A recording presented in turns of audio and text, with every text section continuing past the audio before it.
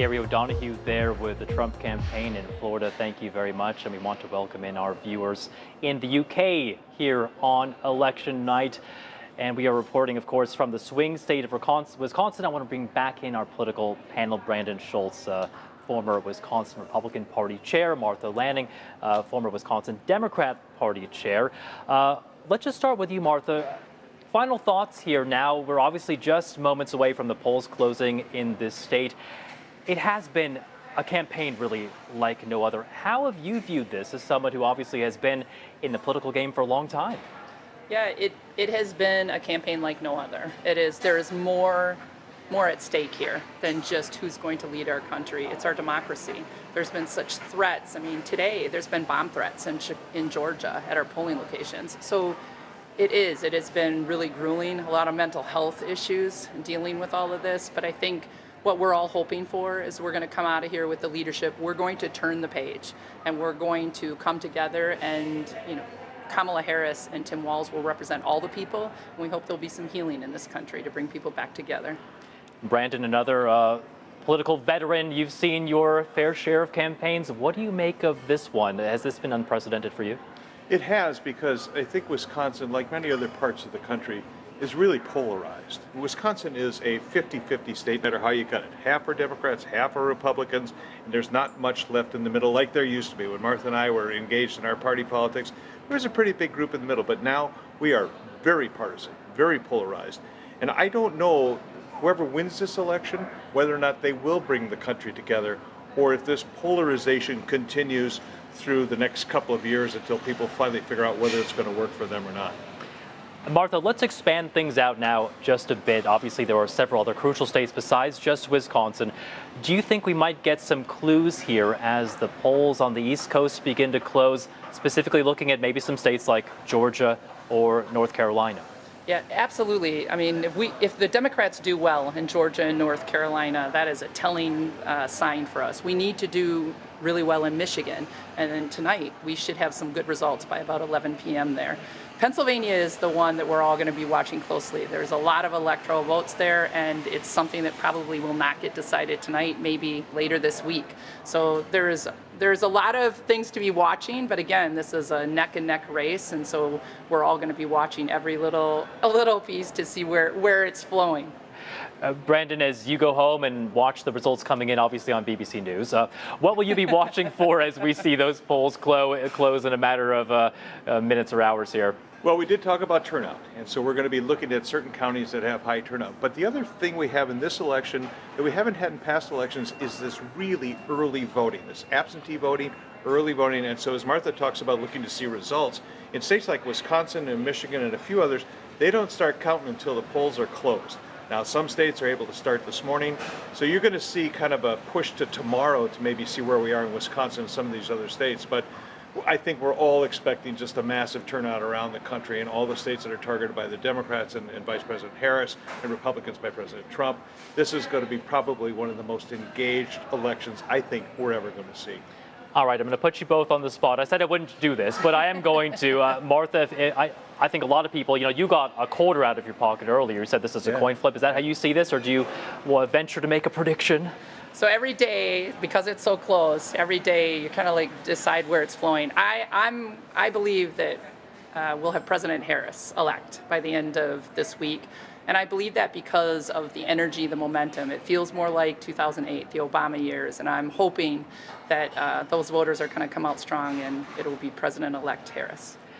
Brandon, are you reaching for that quarter, or are you going to flip it, or how are you feeling about this? I'll reach for the quarter and flip it. I don't think we've ever seen an election this close. When you're talking not 1%, but 0.5% or 0.2% that separates the candidates, both at the presidential level and at the U.S. Senate level, and even down ballot.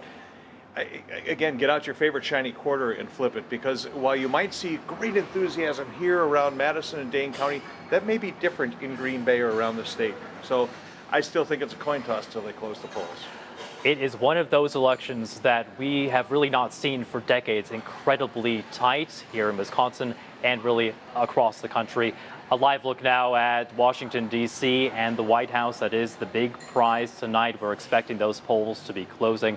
Republicans, Democrats getting their votes in. Americans across the country waiting to see who will be the next occupant of the White House here on election night. Thanks for watching World News America.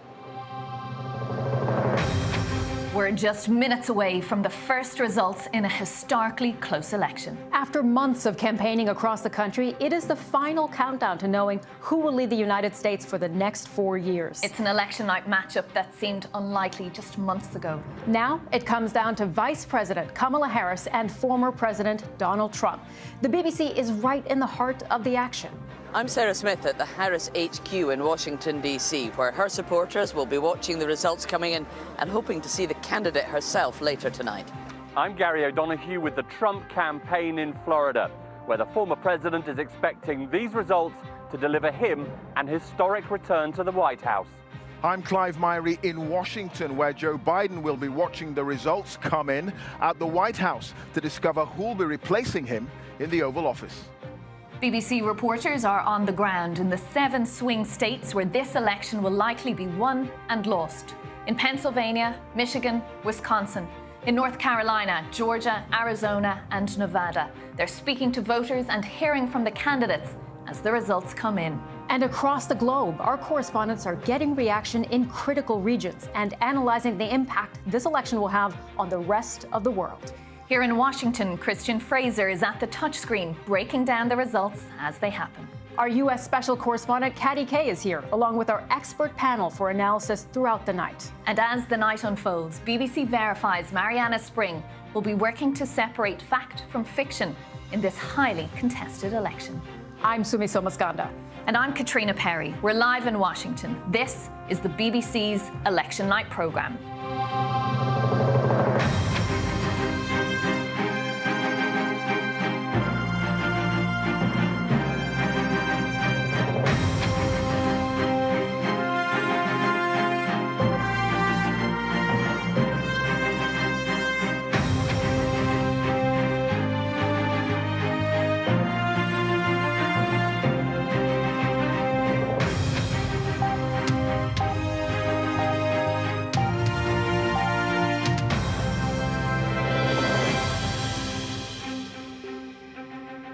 Now you're looking at live pictures of voting taking place right now all around the United States. In just a few minutes, we'll get the first results of the 2024 US presidential election.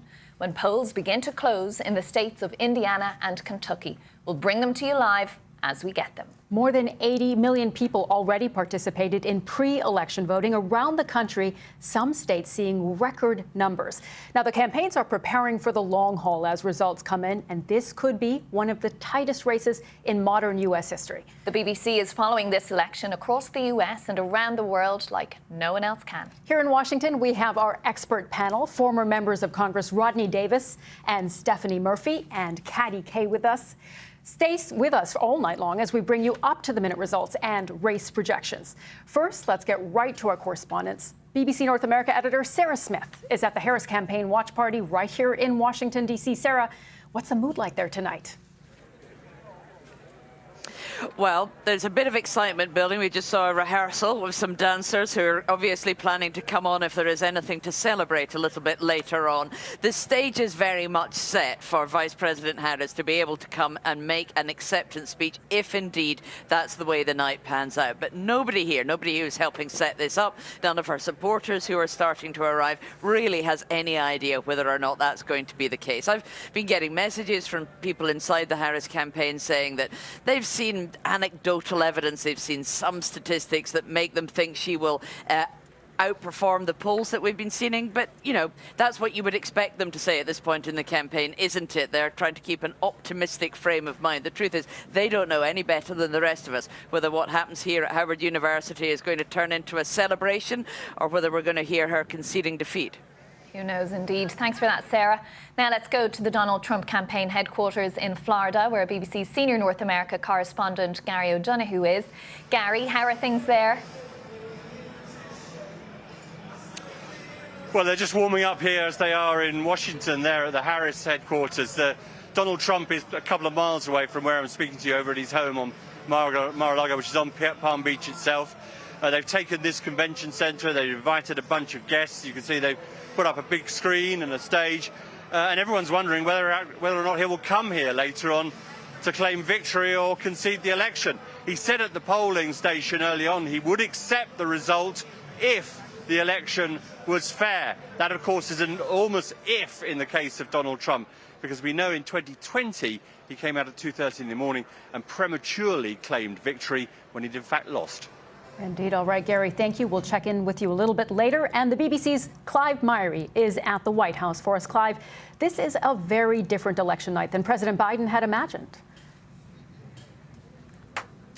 Absolutely, Sumi. Hello to you and to Catriona as well. The President and First Lady, we're told they are in residence, glued to their TV screens in their private quarters, just like everybody else on this momentous day. They will be getting regular updates, we understand, on the state of play in all the races across the country as the night unfolds. That's according to White House officials. But you're right, this is probably going to be a very difficult moment for Joe Biden. Remember, it's barely 3 months since it was supposed to be him. He should have been the candidate. He should have been the president who was running for re-election until, of course, he had that disastrous debate performance against Donald Trump and ended up having to pull out of the race. Now, frankly, he's a bystander. And remember, he's hardly been used by the Harris campaign throughout the last few weeks of campaigning. Why? Because he has an approval rating that's one of the lowest of any incumbent president. And the Harris team have been thinking, well, he probably would be a drag on the ticket.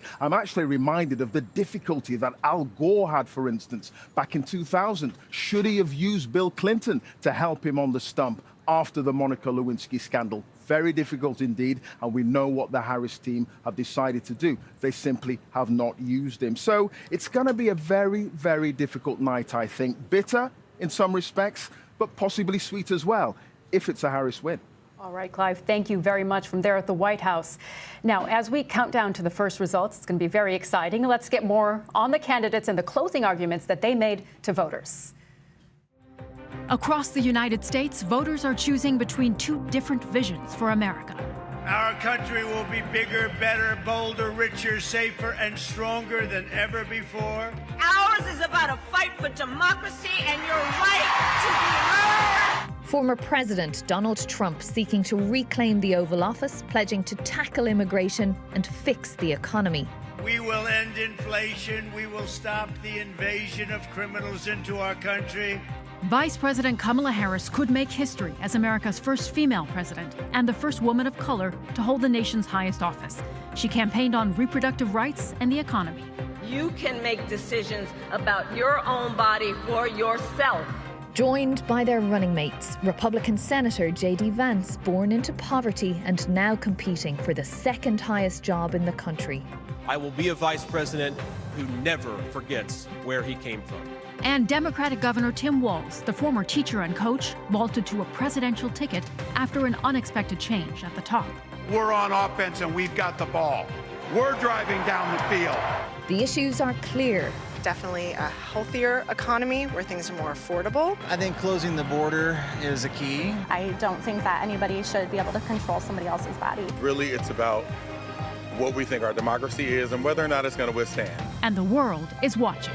When we fight, we win! Make America great again. All right, let's bring you now some live pictures from Dearborn, Michigan, and also from Maricopa County, Arizona. These are two areas and two critical swing states. Donald Trump and Kamala Harris are fighting to win tonight to take the White House. You see the lines of people voting there. But what exactly do these candidates need to get to the Oval Office?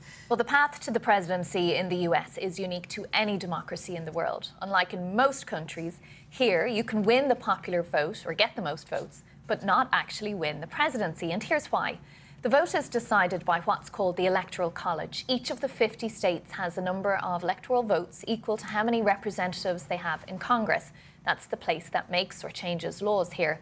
Washington, D.C., which is not a state, also receives 3. Now, in total, there are 538 electoral votes up for grabs tonight. A candidate needs at least 270 to win the White House. Remember that number. We're going to keep referring to it all night long. Now, when voters go to the polls, they are choosing how their state's electors should vote in the Electoral College. That actually happens in December. In all but 2 states, the candidate who wins the popular vote gets all the state's electors. Now, the majority of states vote for the same party year to year, so candidates do focus their campaigns on the states that do not. These are called swing states. You see them in purple there on your map. This year, there are 7 expected swing states: Michigan, Wisconsin, Pennsylvania, Georgia, Arizona, Nevada, and North Carolina. Well, let's go over to Christian now for more on how all of this works and what the strongest paths are for both Donald Trump and Kamala Harris to get to that magic number, that 270 electoral vote count. Hello, Catriona. Hello, Sumi. Welcome, everyone, to our numbers board. We have wiped the map clean as we await the first votes that we should get in about 20 minutes' time. And you can see, almost clean, we've got 6 votes that have been counted in New Hampshire. And if that is any indication of where we might be going tonight, we might be in for a long evening. But the early part of the show tonight, we're going to be focusing very much in the South on the 2 battleground states of Georgia and North Carolina, where they count quite quickly. We'll also focus on Florida and Virginia, where we might be able to pick up some patterns and some trend. But what we've done ahead of time for you is we've filled in those states we think will go Republican here in red, and those we think will go Democrat in blue, which leaves us with the 7 grey states. These are the battleground states. So ahead of time, let's just have a look at what Kamala Harris's best path to the White House might be. We're going to award her Wisconsin, where she was just ahead in the polls, within the margin of error.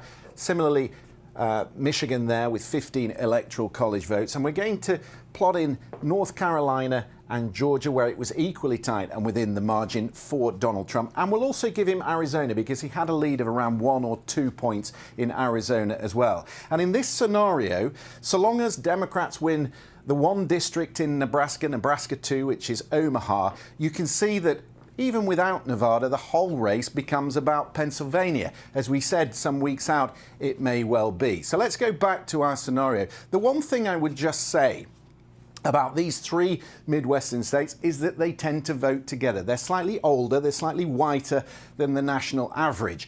They voted together in 2016 when they flipped for Donald Trump, and they voted together when they went back for Joe Biden in 2020. The big question, of course, tonight is, do they hang together this time around? OK, thanks for that question. That is the big question indeed for the night. Well, let's get some opening thoughts from our panellists here. Stephanie and Rodney, you have skin in the game for each of your respective parties there. How are you feeling tonight after this long, short, fast, quick campaign? Well, maybe it's because I'm from Florida, but it feels to me like I'm in the eye of the hurricane. So the last 100 days have been a complete whirlwind for the Harris campaign.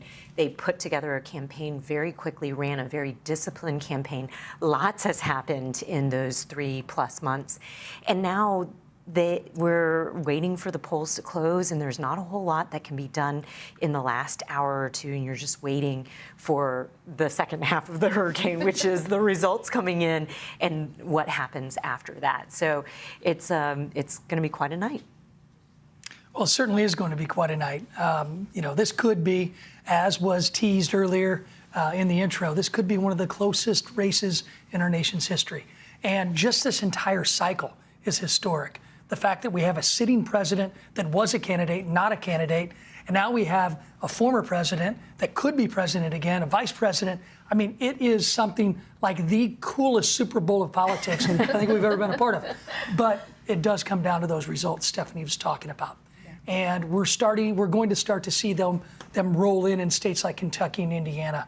And I think the only indicator you can get out of an Indiana or a Kentucky is how close is that governor's race in Indiana? Is Mike Braun running away with it, or is he 5-6 points ahead? That may show some trends against Donald Trump or for Donald Trump. Okay, so some key data points earlier on in the evening there. And Caddy, what are you going to be looking out for tonight? We've actually already seen some national exit polling data showing that 1/3 of voters who were asked said democracy was their top concern.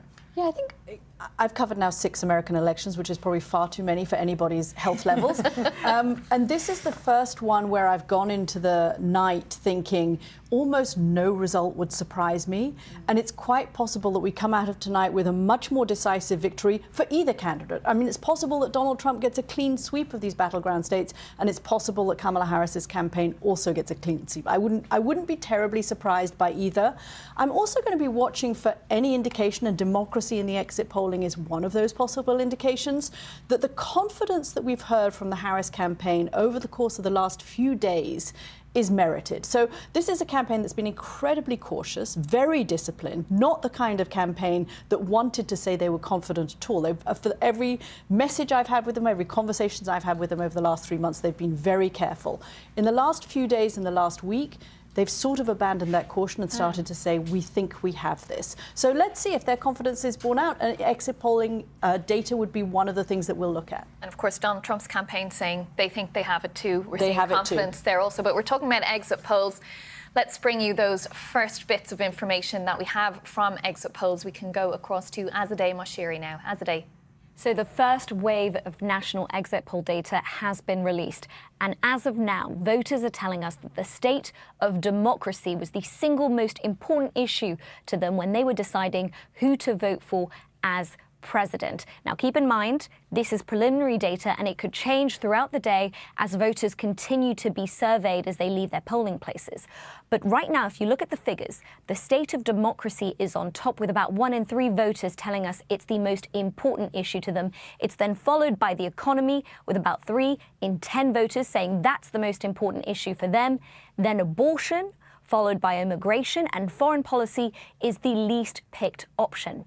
Now, keep in mind, the economy is typically what tops the list because in every exit poll, in every election since 2008, voters have chosen the economy. As of now, state of democracy is ranking on top. Now, it's a different picture if you ask Donald Trump's supporters versus Kamala Harris's supporters.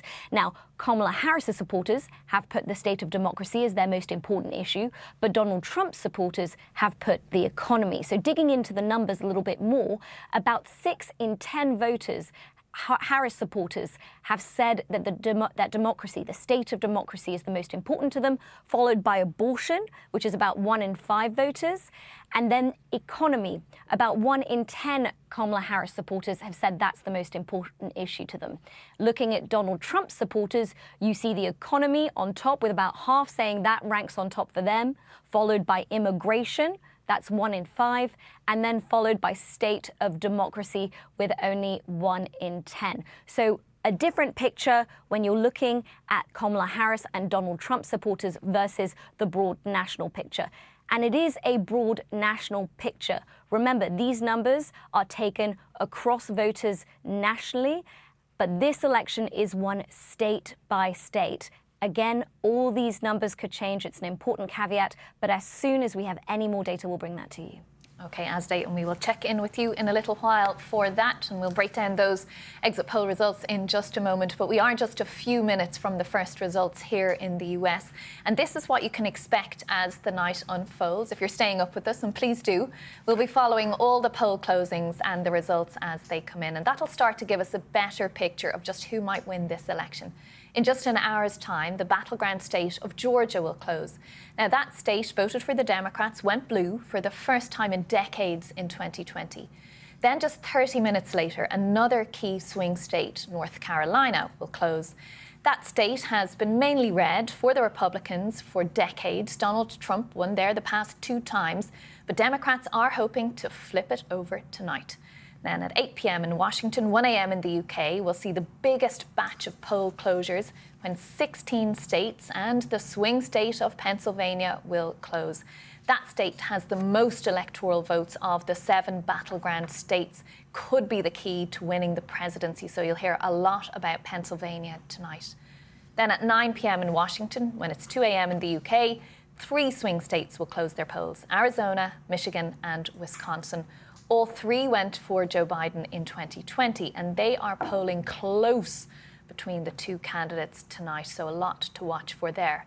Now, when it hits 10 p.m. here in Washington, 3 a.m. in the UK, the final swing state of Nevada will close its polls. Republicans are hoping to win that state back for the first time since 2004.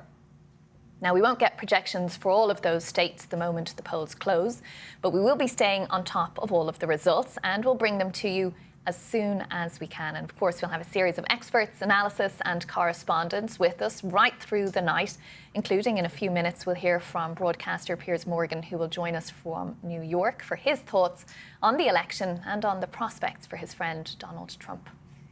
All right, but let's check in on that last swing state that we mentioned, Nevada there. This is one that both the Democrats and Republicans have been fighting hard over. Our correspondent Lily Jamali is standing by for us there. Lily, just give us a sense of what you've been hearing from voters there today. Yeah, well, this is really a purple state through and through. So I've been hearing a lot of Kamala Harris supporters and a lot of Donald Trump supporters talking about the same issues in very different lights. The economy ends up coming up a whole lot. We are actually on the east side of Las Vegas right now in Clark County, home to 70% of Nevada's electorate. There are 130 polling places here in this Democratic stronghold. And this is our third that we've been visiting. You can see the line behind me. The wait times have really varied from one location to another. We visited a football stadium where people had a very easy time getting in. In fact, it looked like journalists outnumbered the voters at one point. We've also visited polling places where the wait time is about an hour and a half, and people were just fine making that wait happen in order to cast their ballots. This one has been moving pretty quickly. It's about 20 minutes at the front of the line, and it's not just voters, but there's also a whole host of poll workers as well as observers trying to make sure that anyone with a mail-in ballot can just drop it off and go home, and generally trying to make sure that things go smoothly. This site, as well as all of the other polling stations across Nevada, will be open until 7 p.m. local time. Lily, just on that point there, we know you're 3 hours behind us here on the East Coast. What can we expect in terms of vote counting? Absolutely. Well, we've gotten a pretty good glimpse of what things might look like based on early voting. We had 1.1 million votes come in during that period from October 19th until November 1st. And, generally speaking, the GOP, the Republicans, seem to have an edge. And if you look at 2020, we saw 1.4 million people here in Nevada cast a ballot, so call it 80% of the way there in early voting. But so much can change based on what happens today. We're going to be getting those early numbers when polls close, but really it's anybody's guess which way this election is going to go. One thing I do want to note is that there seems to be a huge number of independent voters here, people who are not affiliated with the Republicans or the Democrats. It could be in the 300,000 to 400,000 voter range. So that could really push this in either direction. And also want to note, the Secretary of State here in Nevada has said that they're seeing a lot of ballots today that need curing, as well as the ones that came in over the mail.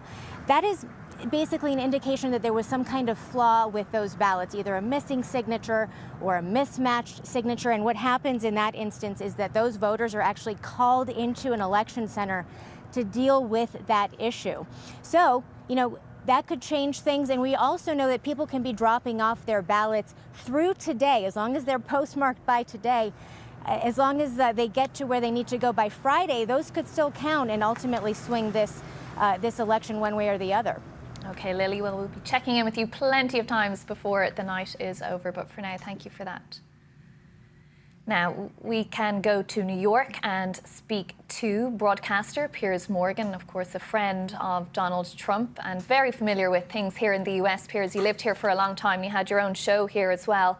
You know Donald Trump since you were together on The Apprentice. How is he today? Have you been talking to him recently? What do you think he's feeling? I spoke to him last weekend when he did the rather controversial rally at Madison Square Garden, and he was very chipper, very confident. He thinks he's going to win this.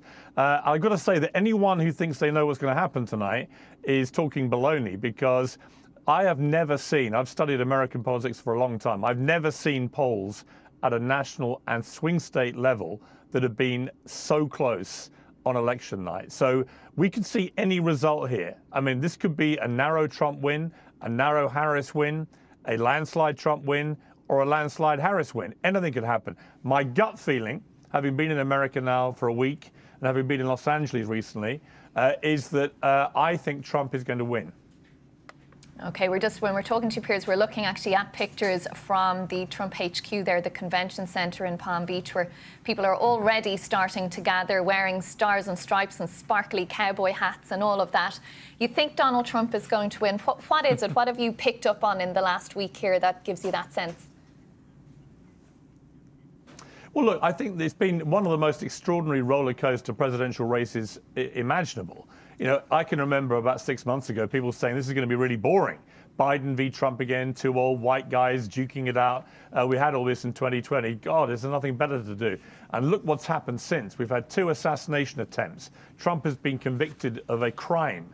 Joe Biden's been forced out in a kind of palace coup by his own side. Kamala Harris has taken over. Since then, we've had Trump working at McDonald's. We've had Trump driving garbage trucks. So this is a very, very unusual race. But the reason I think that ultimately he may win is I think that the 2 most important issues to Americans in all the polling are economy and immigration. And there's no doubt that the southern border crisis, there's no other word for it, has been on Kamala Harris's watch. She was the border czar, the nickname they gave her when she was put in charge of trying to fix the crisis on the border. But nearly 10 million people have come in illegally in that time, in the last 4 years, under her and Joe Biden, and people blame her. And on the economy, the cost of living is really biting here in America.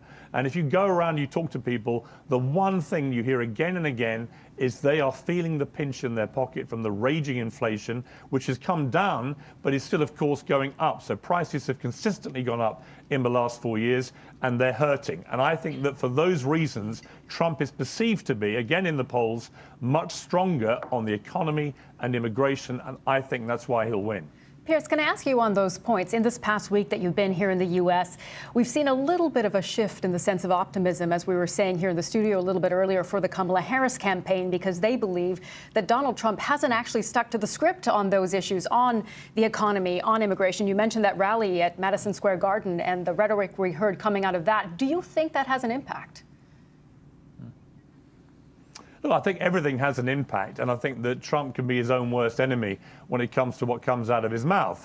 It can also be his best friend. He's a very authentic and unusual politician. That's why people over here like him so much. Remember that nearly 10 million more Americans voted for Trump in 2020 than voted for him when he won in 2016. So, you know, despite all the stuff that people say about him, he remains incredibly popular. In fact, his personal approval rating right now is the highest it's been in his 8 years as a politician. And I think it's because people have factored in that what comes out of his mouth is not often what he actually does. And he can be a blunt instrument, he can be very offensive, all of those things. But what he's not is what the Democrats and Kamala Harris have tried to pretend he is, which is he's not a Nazi, he's not the new Hitler, and that kind of ridiculous over-the-top attack that they tried against Trump, I think will backfire. I think that ordinary Americans who are not maybe ideologically wedded to either side, they hear this and go, really? You think he's the new Adolf Hitler?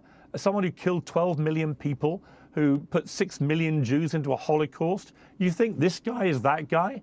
Well, he's not. So I think that the over-demonization, if you like, of Trump has been to the disservice of the Democrats and may come back and haunt them. But I have to say, look, as I sit here now in New York, there is a tense atmosphere on the streets. I was walking around earlier, people are like huddled together, whispering, and they're tense because nobody knows what's going to happen here.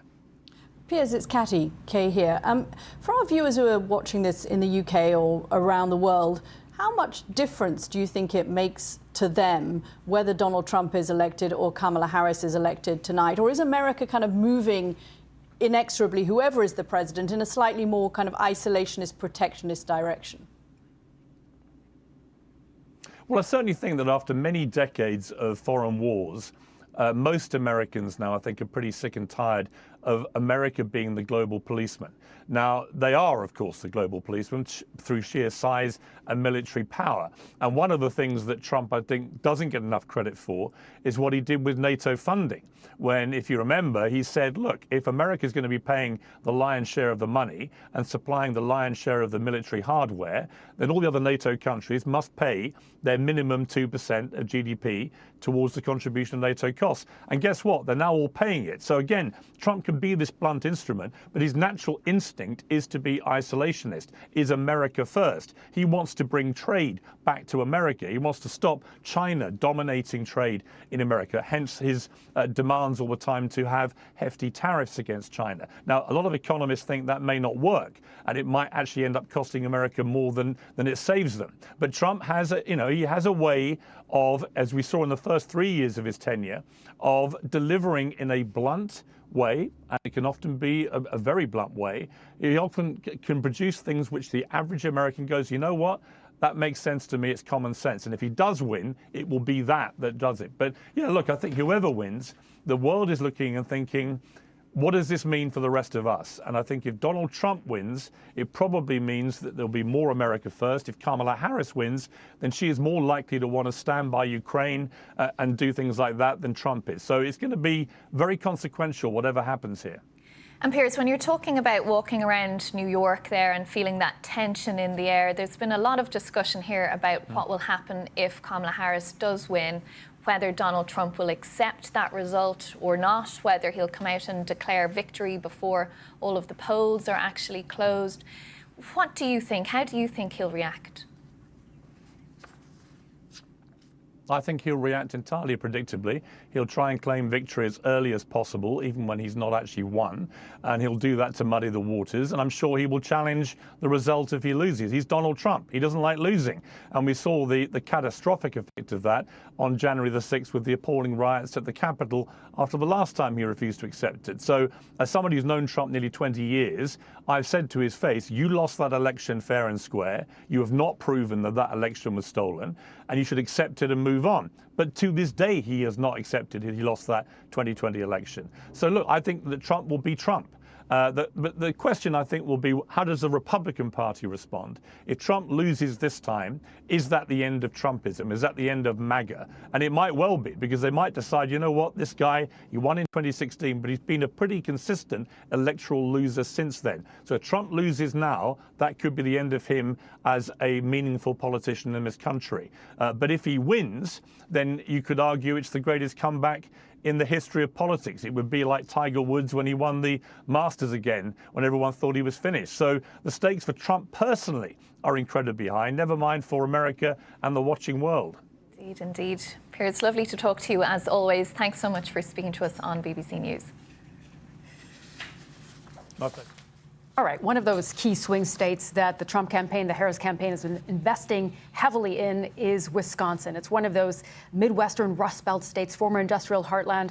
Our correspondent, Carl Nassman, has been there the last week talking to voters. I mean, Carl, give us an idea, big night in Wisconsin. How are things going? A very big night here in Wisconsin. We're here in the capital city, Madison. This is within Dane County. It's one of those big blue dots in an otherwise red rural state. And this is where Democrats and Kamala Harris are hoping to really run up the score tonight in those big cities. So you have Madison and Milwaukee. There is good news for the Harris campaign. In Madison earlier today, there were lines outdoors at many polling stations here. Lots of people looking to get their votes in, and likely just due to the demographics here, of course, the University of Wisconsin located in Madison. That's good news for Kamala Harris. But this really is one of those states where we've been seeing voters getting their votes in early. Already more than 1 million votes cast early. In fact, 1.6, nearly million Wisconsinites have voted. That's about half of the entire total of votes that were cast in the state in 2020. That's just before the polls open today. Now, just a warning for viewers. Obviously, this is going to be an important swing state, 10 electoral votes up for grabs. It's been an incredibly close state over the years. We're expecting it to be the same this time around. In fact, 4 of the last 6 presidential elections have been decided in the Badger State by 1% of the votes or less. But back to that warning, we might be up pretty late tonight to find out the results this time around. We've been speaking with the commissioner of the electoral system in Milwaukee, which is the biggest city in the state, and she says we may not know until 3 or 4 in the morning local time. So our viewers in the UK might just be waking up again on November 6th until we know exactly how many votes have been cast in Milwaukee, the biggest city in the state, and that's really going to be the point at which we might know which way Wisconsin goes. But in terms of what voters have been telling us, it's pretty even. We hear from Donald Trump supporters, we hear from Kamala Harris supporters. One thing that really stood out to us in speaking with folks across the state this week has been what women have told us. That's going to be a key demographic in many states, but especially here in the suburbs of Wisconsin. Many of them telling us that they're worried about the direction of reproductive rights in this country, that many of them say they'll be casting their vote for Kamala Harris over that over abortion rights and that issue. So that could be a key here. We'll see how that plays out once we get exit polls and start to get some initial results. But Wisconsin, as you look at the polls as it stands right now, a very close state. And like I said, that's to be expected here. Indeed, and while we've been speaking to you, Carl, there, we've been looking on the screen at the results from the past 2 cycles there in Wisconsin, and you can see there's really just a hair's breadth between it there. Past 2 times, and looks like being the same now. Carl, we'll speak to you a little bit later. All right, so back to our panel here in the studio. And Rodney, I want to start with you because I want to come back to some of that exit polling data that we introduced just a few moments ago with Azadeh, because there was some really interesting information there. Just if you look at the issues that voters have been casting their ballots on today, it really seems to be a flip-flop with the Harris and Trump voters. You see the Harris voters saying 6 out of 10, they are looking at democracy. And if you look at the Trump voters, 5 out of 10, the economy. It really shows us that split screen. Don't you think that these 2 groups of voters have a different sense of what matters right now? Well, it certainly does. And if you go down to the next 2, abortion and immigration, it just shows you that the Harris voters are looking at democracy and abortion, which makes up an overwhelming number of those who are exit polled, and Republican voters are economy and immigration. These are no different issues than we were talking about during the Republican primaries earlier this year. The economy and immigration have always led. The key is which issues that are not in those top 4 are the ones that are going to move that small number of undecided voters just in those 7 states. And Stephanie, when it shows that democracy and abortion are the top 2 for Kamala Harris voters, that shows her message was really landing, wasn't it? I think it was landing. What I'd like to know is they called it Harris supporters. They didn't say Democrats. So are there some Republicans in that base who have decided that democracy matters to them? And I actually am curious whether it's the Reagan-Bush Republicans who see this as their opportunity, maybe hold their noses, vote Harris, and have an opportunity to take back the party from a MAGA kind of Republican conservatism back to what was like the Bush-Reagan era. That's why you see people like Cheney and others out there pretty vocal in support of Harris. So it'd be interesting to know whether or not there's some Republican votes in that Harris support. And Katie, what do you think? What are you gleaning from this very early national information we're getting? Yeah, I mean, it's interesting. Only a few years ago, if you'd have said 78% of voters say abortion is their first choice, you would have said that was a Republican group that was saying that. And the degree to which it's flipped in America since the Dobbs ruling, that you now have Democrats galvanized by abortion and Republicans thinking this is not such a priority. The other thing I think is quite interesting, look at that poll. 55% of Republicans say that foreign policy is a top issue. We've really not talked about foreign policy during this campaign very much, and yet you have a large percentage of Republicans saying actually it really matters to them. Now, are they saying that it's an important issue because they want to see America retreat from the world, as Piers Morgan was just suggesting, or is this about Israel-Gaza that they're saying this is an important issue? But I just think the fact that foreign policy is such an important issue for Republican voters is something that's surprising me tonight. I think maybe they're lumping that together with security, border security, as well as foreign policy, the sense of insecurity that they have with what's going on in the world, both at our borders as well as abroad. It may be that. What do you think, Rodney, of that? On the foreign policy issue, I think it has risen to the forefront. I mean, the issues that both Katie and Stephanie brought up, the Gaza-Israeli conflict, the Ukrainian conflict with Russia and Vladimir Putin, it has risen to a higher level that we've seen over the last few years. I'm not surprised by that, but what I am surprised by is just the overall enthusiasm of both sides tonight. I mean, we've talked about record turnout. Maybe we will see the record turnout in our nation's history tonight. Yeah, and that's interesting because we know that Donald Trump drove up turnout in 2016. He drove up turnout again in 2020. When this was a Joe Biden-Donald Trump race, it looked like Americans were not interested. The last thing they wanted to do was go and vote for these two old white guys, which is how they saw this pairing. They didn't like it. Now that the race has got more energetic and more energized, as you suggested earlier, Rodney, it's interesting to see whether, I'm getting reports from Pennsylvania that we could have record turnout just in that. I'm hearing that from Georgia as well. Yeah. Record turnout there. That's remarkable. All right, we'll have to keep our eye on the turnout and all of that information. We're going to take a look also at some of the issues that are dominating this election. One of those, and it's also going to be a challenge for the next president, is the ongoing war in the Middle East. Israel, as we know, is a major U.S. ally. It is now fighting a conflict on multiple fronts against Hamas in Gaza, Hezbollah in Lebanon, and other Iran proxies across the region. Of course, this phase of this war began over a year ago on October 7th when Hamas launched a brutal attack on Israel, killing over 1,200 people and taking 250 hostages. And more than 100 of those hostages remain unaccounted for in Gaza. In response, Israel launched an attack in the Strip that has left over 43,000 dead, according to the Hamas-run health ministry. Millions more are displaced, and top UN officials described the humanitarian situation in the Strip as apocalyptic. Now, in the past 2 months, of course, we've seen that war has escalated in the region. In Lebanon, over 1 million people are now displaced, and at least 2,000 have been killed. In September, Israel killed the Hezbollah leader, Hassan Nasrallah, in a strike in Lebanon. And then in October, Israeli forces killed Yahya Sinwar, the head of Hamas in Gaza. Israel and Iran have also exchanged fire, rare and direct confrontations between the two enemies. Both Hamas and Hezbollah are classified as terrorist organizations by the US and UK governments. And just today, we saw, of course, a shake-up in the Israeli government as Prime Minister Benjamin Netanyahu fired his defense minister, Yoav Gallant, saying there was a crisis of trust between them. And that has already led to protests we've seen in Tel Aviv all day there. Now, the U.S. has provided nearly $18 billion in security assistance to Israel. They've also provided over $670 million in humanitarian assistance to Palestinians in Gaza and in the West Bank. This ongoing conflict led to protests on college campuses here in the U.S. There is division within the Democratic Party about how the Biden administration has been handling the conflict since that phase broke out. And both candidates have called for an end to the war. Former President Donald Trump claimed that President Joe Biden is holding back Prime Minister Netanyahu and that he should let Israel, quote, finish the job. He also said he told Mr. Netanyahu to get his victory quickly because the killing has to stop. In Gaza, he called himself Israel's protector. Now, Vice President Kamala Harris has vowed to do everything in her power, she said, to end the war in Gaza. She said on multiple occasions that Israel has a right to defend itself, and she said that too many Palestinian civilians have been killed. She also says she wants to bring home the Israeli hostages, ensure Israel is secure, and ensure the Palestinian people can realize their right to dignity, freedom, security, and self-determination.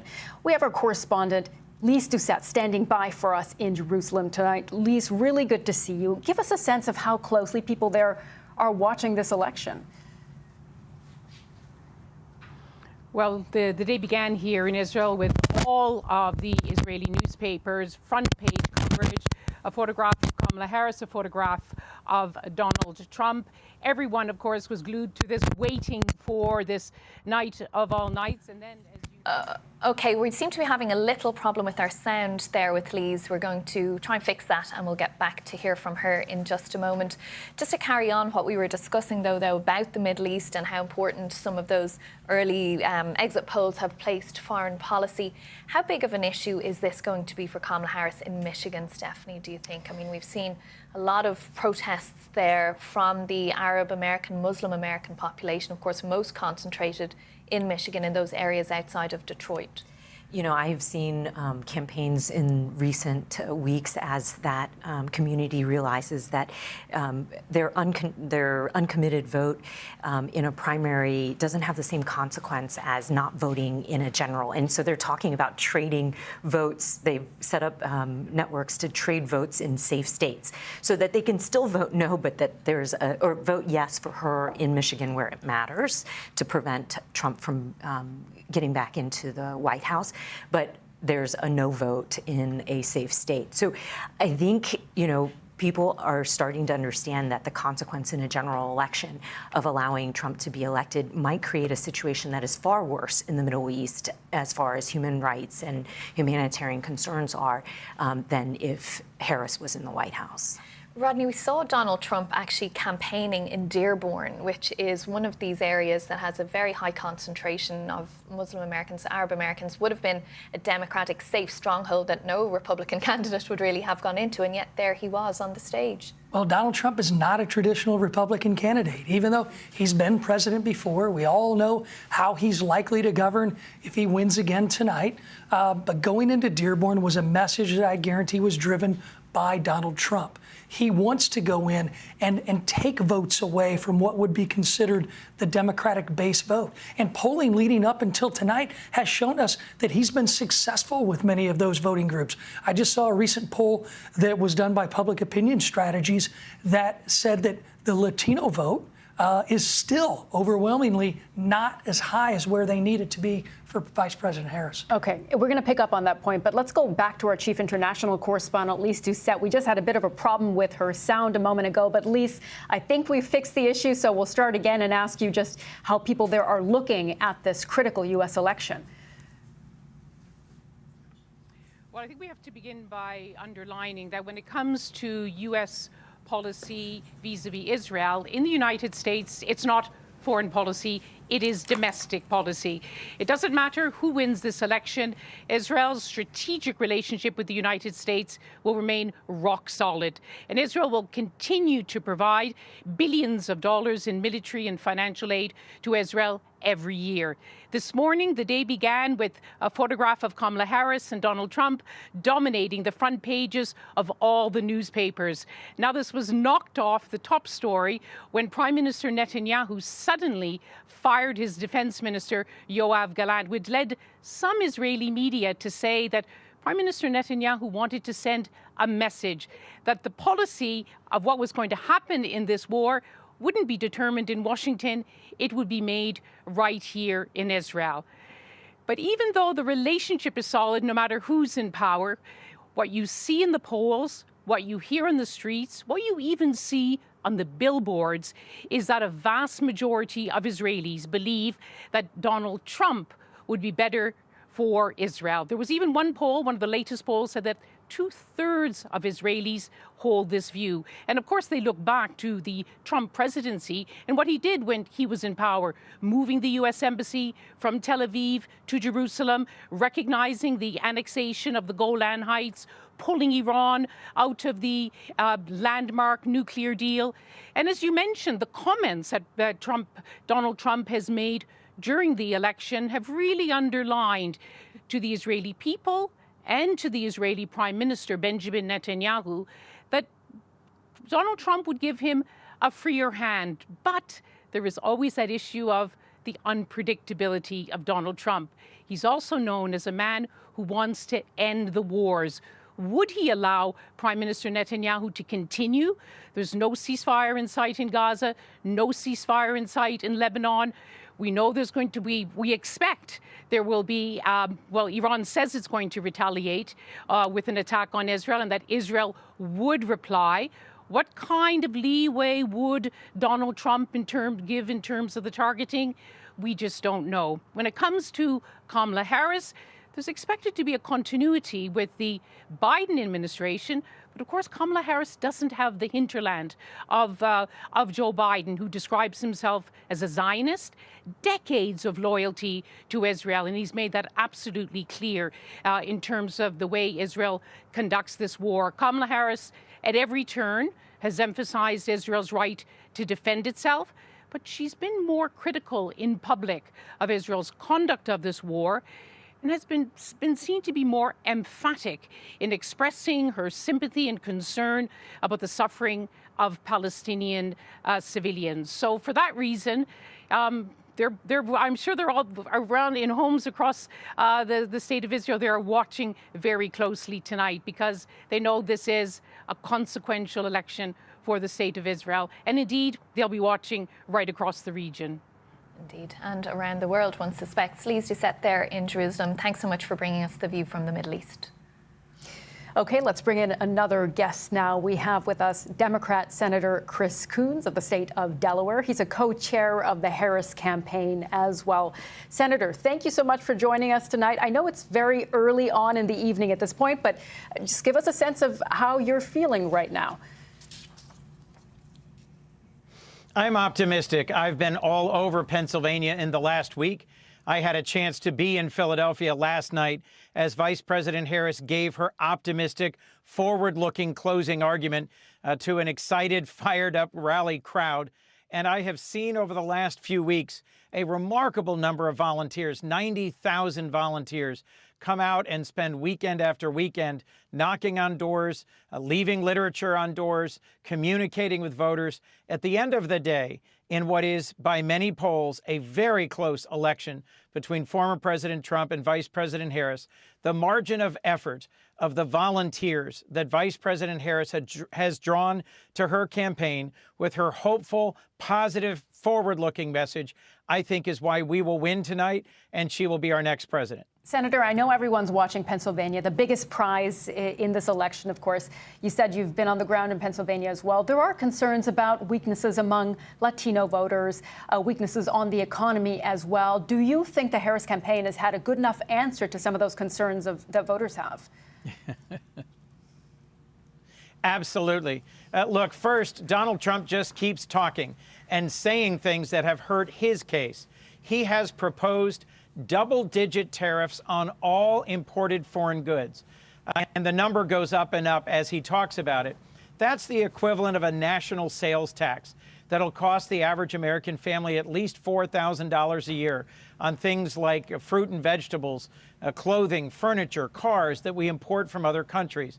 Kamala Harris, on the other hand, has put forward concrete proposals for ways to reduce health care costs, costs for energy, costs for housing, and to invest in the next generation of startup businesses and opportunity for younger Americans and for Americans who like to look forward rather than backwards. So on their economic message, I think both Donald Trump has said things that haven't connected well with middle Americans, and Kamala Harris has laid out a very positive and forward-looking one.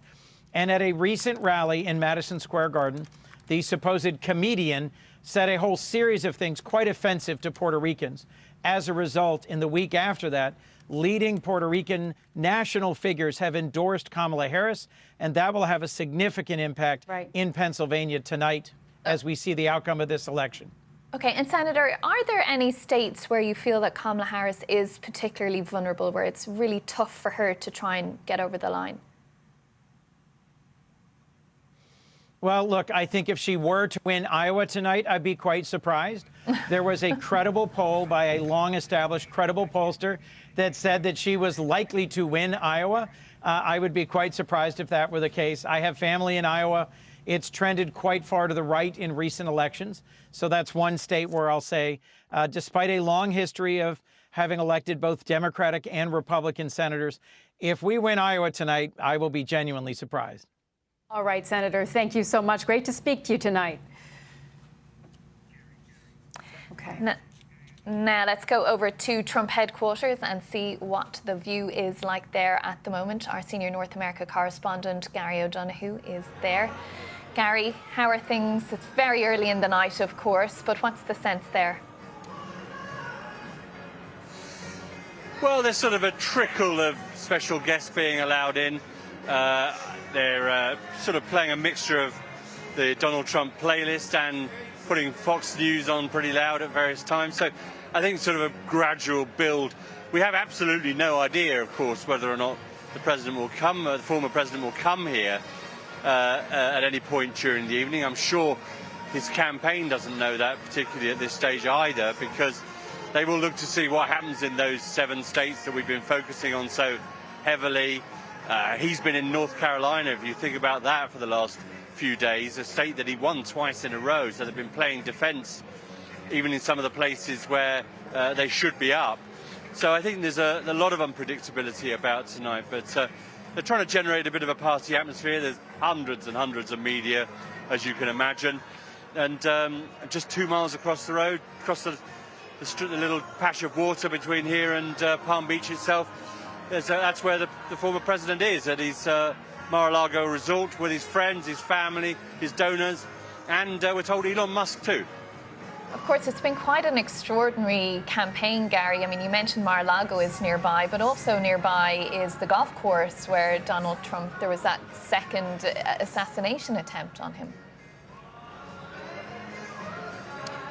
Yeah, that's right. That guy didn't manage to get a shot off, unlike the guy in Butler who died after firing 8 shots at the president. But I mean, this is what he sometimes referred to as the sort of Southern White House, picking up on old Richard Nixon's idea of the Western White House.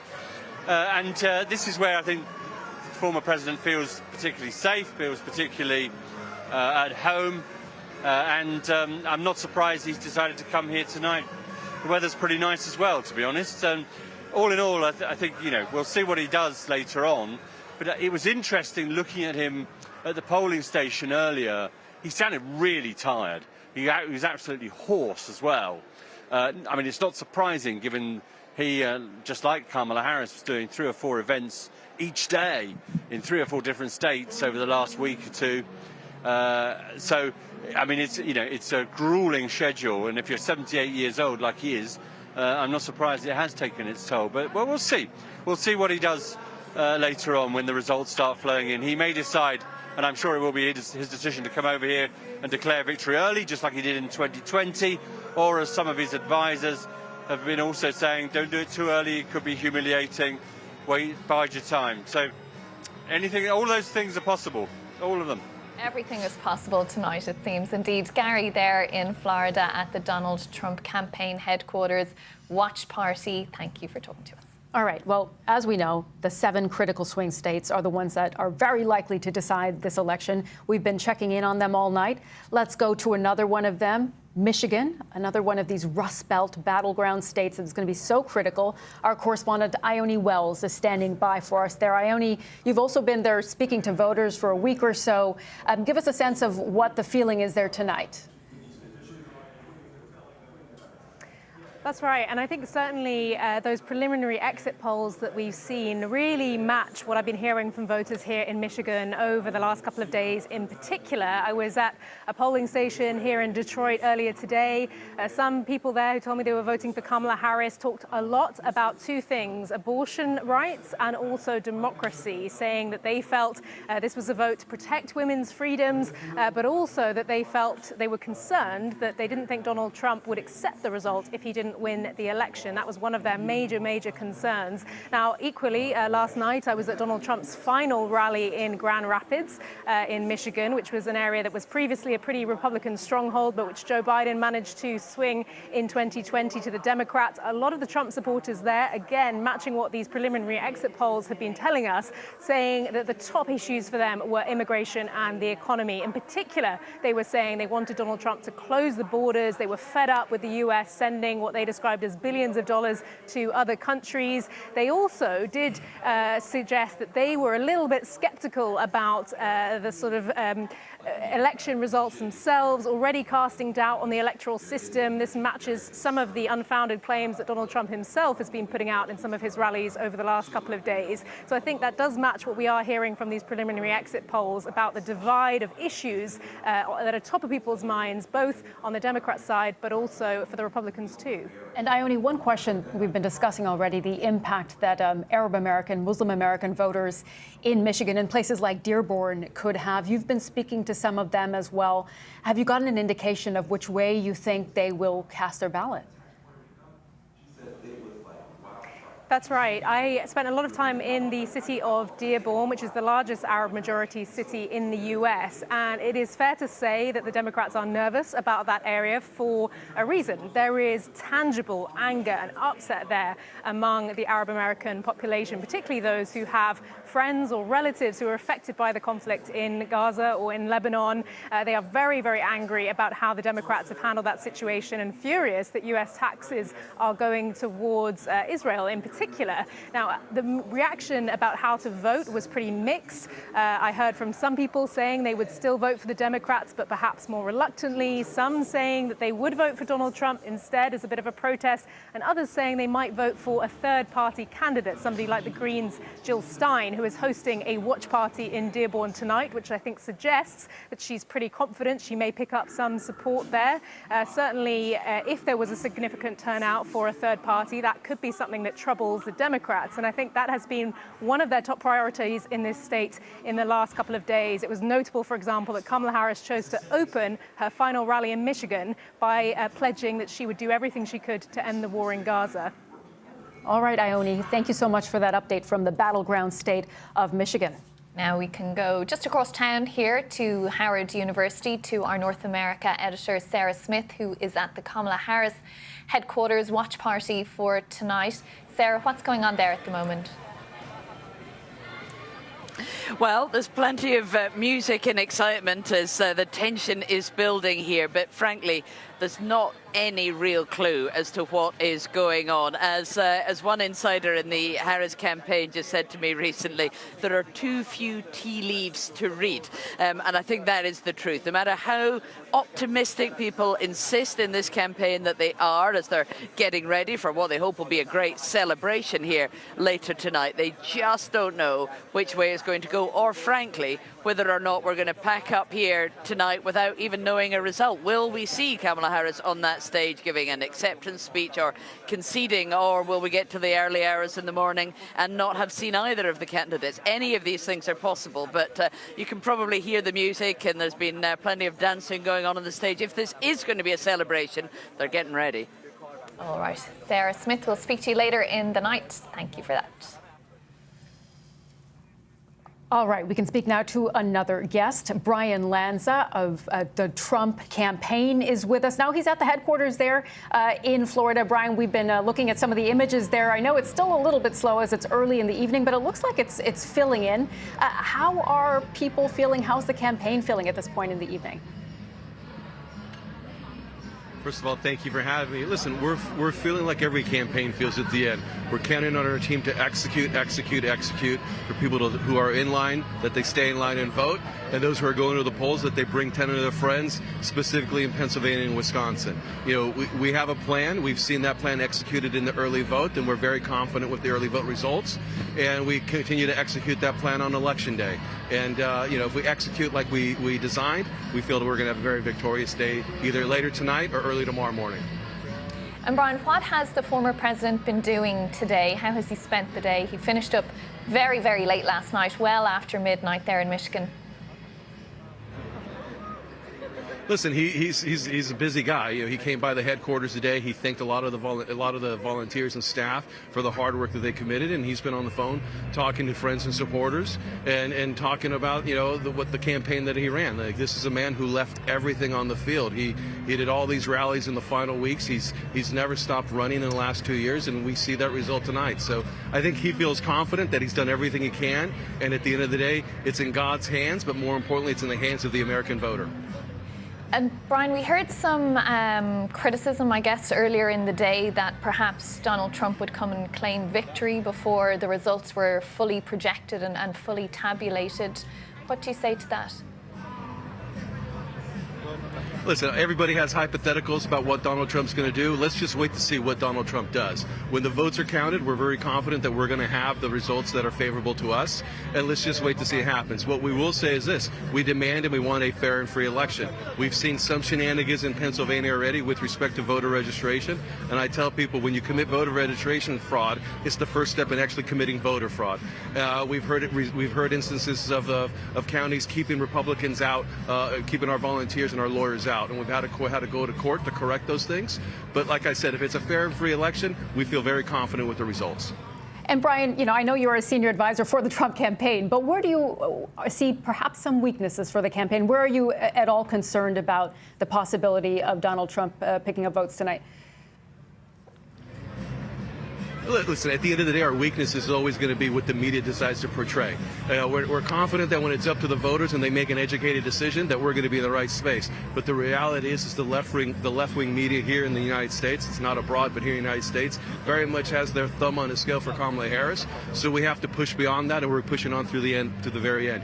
We even hear some stuff today about the mainstream media trying to push their fake lies, and we have to push back. So I think our challenge and our weakness has always been in handling and dealing with the liberal media who wants to put their thumb on the scales for Kamala Harris.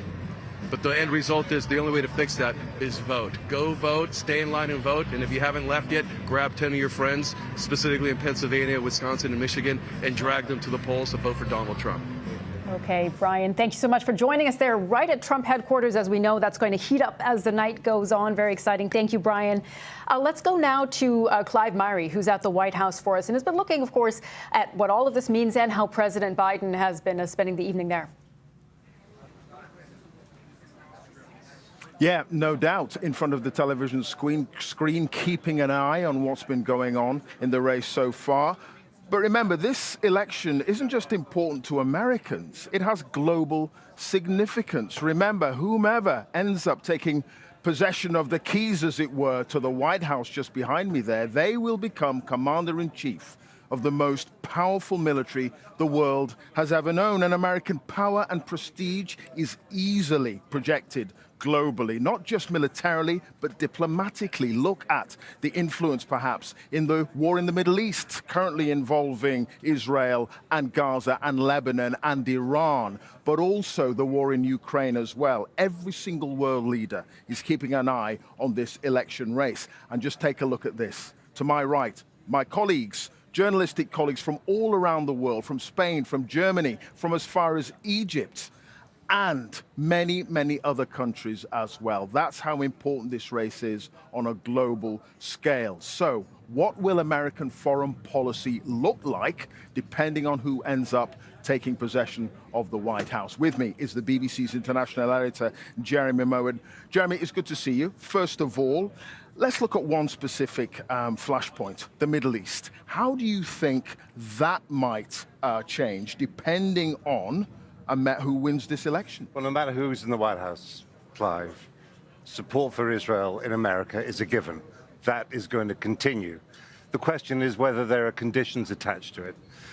Israel would not have been able to do what it's done in the last more than a year now without the help and support of Joe Biden in terms of weapons deliveries and diplomatic support. So while Biden has had some doubts and concerns about the way that Israel has been fighting its war, he's continued with those arms deliveries. So the big question is, the new president, whoever that person is, would those deliveries continue? Quite likely. Would there be more pressure on the Israelis to do the kinds of things Biden has wanted them to do in terms of not killing as many civilians, for example, if the war is still going on by then? Well, with Kamala Harris's rhetoric has been a little bit different. I think Donald Trump, though, his impact on this would be in terms of more pressure on Iran.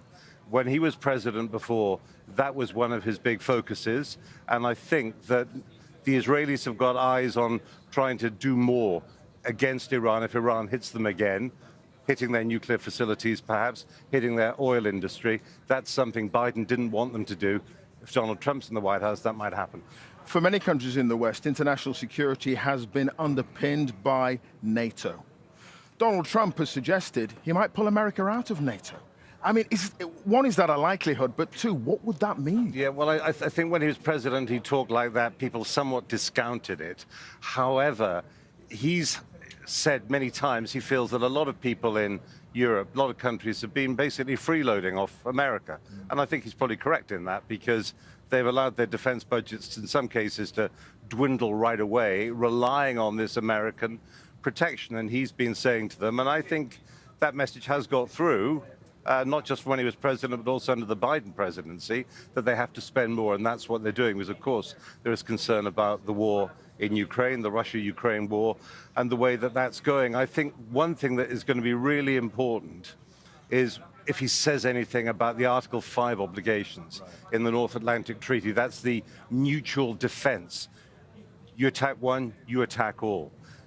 If he even slightly stepped back from that, you'd find countries in the front line against Russia, the Baltic republics, Poland. They would be deeply, deeply concerned about that. That's one reason why the Poles have massively increased their arms spending. It's running at a rate, I think, more than double Britain's. Indeed. All right, Jeremy, thank you. Jeremy Bowen, the BBC's international editor there. So much at stake, not just for America, but around the world with this election. Back to you in the studio. OK, thanks, Clive. Well, let's go to Westminster now, and we can speak to the BBC's political editor, Chris Mason. Chris, we've been talking about what this election means for the rest of the world, but what does it mean for that special relationship between the UK and the US, depending who gets elected tonight? Yes, hello to you. So the world waits and Westminster waits. You know, I was at a drinks reception a couple of hours ago down the road in Parliament, and the Prime Minister was there, Keir Starmer, anticipating that plenty of people in this postcode would be staying up all night, seeing the results coming in America. And he was saying that he always reminds his cabinet, his senior ministers, and indeed his MPs to tweet responsibly. Just a sense there of the gravity that is attached to this result for so many here. You don't have to look far on the Labour benches to find MPs deeply worried about the prospect of Donald Trump winning. In fact, across the British Parliament, not exclusively, but there is a significant number of people on all sides who are nervous about the prospect of that outcome. From the government's perspective, they have been putting, in the first 4 or 5 months in office, a huge amount of work into building relationships, in particular with Donald Trump and his team. So the Prime Minister and the Foreign Secretary David Lammy met Donald Trump for the first time at Trump Tower in New York at the end of September. The Prime Minister also spoke to Mr. Trump shortly after that assassination attempt. There's been a huge amount of work put in by the British Embassy in Washington. Curiously, the Prime Minister has never met Kamala Harris. He's been over to America 3 times now since he won the election back in July, to the NATO summit and also to see President Biden. Never managed to get the diaries to work to meet Kamala Harris, but I think there's a sense here that if she were to win, things are likely to be much more predictable and stable in a foreign policy sense in terms of that relationship between London and Washington, and they can read across an element of how that relationship might work with how it has worked with the Biden administration. So yeah, a huge sense of anticipation here, as there is in so many capitals around Europe and around the world. About supposedly Labour volunteers travelling over to help the Kamala Harris campaign. Will that have damaged relationships with Team Trump should he be elected tonight? Yeah, I think it certainly didn't help. I was on a flight actually with the Prime Minister heading to the Commonwealth Heads of Government Summit in Samoa in the South Pacific when that letter from the Trump campaign was published, citing the Labour staffer here in London who'd written a pretty injudiciously penned social media post trying to encourage Labour activists to head out to the United States to campaign for Team Harris. At just the point, as I say, that Keir Starmer and David Lammy and others have been doing their level best diplomatically to build bridges with the Trump campaign. Now, the language was pretty vitriolic from the Trump campaign in response to that. Some of that might have been election theatrics, but I was talking to one former senior diplomat who said that whole episode was a reminder, in this person's view, that Donald Trump didn't really give a stuff about his relationship with the British government. And if you could cause that much turmoil and anxiety merely as a candidate, how might it be were he to win? That said, there is those strong family connections between Donald Trump and the UK. He enjoyed a state visit over here during his previous term as president. So that much talked about, and we'll hear a lot about it in the coming days, so-called special relationship. There'll be an endeavour to maintain whoever wins, but my goodness, it'll be quite something if it's a second Trump term. We'll wait to see what happens. Chris Mason in Westminster, thanks for that. Okay, remember, we keep talking about that magic number, 270. That is the number of electoral votes each candidate needs to win the White House. And we know that Christian Fraser is at the touchscreen. He's been looking at all the different ways that the candidates can get to that 270. He's looking at the swing states. Christian, what do you have for us? So many different permutations, Sumi. But here are our grey swing states, the 7 battleground states are on the map here in grey. And really there are 3 possible scenarios in front of us tonight as we await for this vote. Obviously the first scenario is that it is as tight as the polls tell us, and so we have a slugfest tonight where one candidate wins one state in the South and maybe another wins another, and we go late into the night with Wisconsin and Michigan and Pennsylvania still counting, and we're waiting as they start to count the vote in the West. That's one scenario. The other is that the polls are out 2 or 3 points and there is a blowout in the direction of Kamala Harris, for instance, in which case we start to look really closely at North Carolina and Georgia, which will close first tonight. And let's just surmise for a second that she wins North Carolina, where it was tight within the margin of error. That suddenly opens up a lot more paths for Kamala Harris. If she holds on to Nevada, and a Republican hasn't won Nevada since 2004, then you can see that she can actually get home here with Wisconsin and Michigan. Conversely, if it's a blowout the other way, and this is the culmination of the populist realignment that Donald Trump began in 2016, then maybe he has a blowout and he wins North Carolina and Georgia, Arizona, and he nicks Nevada as well. And then you can see in that scenario, Pennsylvania becomes much less special. He can get home with Wisconsin, which has just 10 electoral college votes. So what we're looking for in the next few minutes, as the votes start to be counted and the polls close over here on the East Coast, is what is happening in Georgia and North Carolina, because that will tell us where the race is going tonight. Indeed, Christian. We're watching that very closely alongside with you. Thank you so much for that update, and reminder that we are getting to closer to those moments when the polls are going to close. We'll have some first results. You see that counter there counting down 5 minutes left to 7 p.m. Eastern time when the first polls will close. We're watching that closely for you. We do have a bit of data that's come in, exit polling data. Azadeh Mashiri's been looking into that for us. Azadeh, just tell us more about what this national exit polling data has told us. Well, remember, we did say earlier that the state of democracy is the single most important issue to voters when they're deciding who to choose as president, who to vote for. So let's look at some of the data we now have specifically about what they think about democracy and what they think about the electoral process. Now, just under 3/4 of voters, just under 3/4, have told us that they believe democracy in the United States is either very or somewhat threatened. Just under 3/4.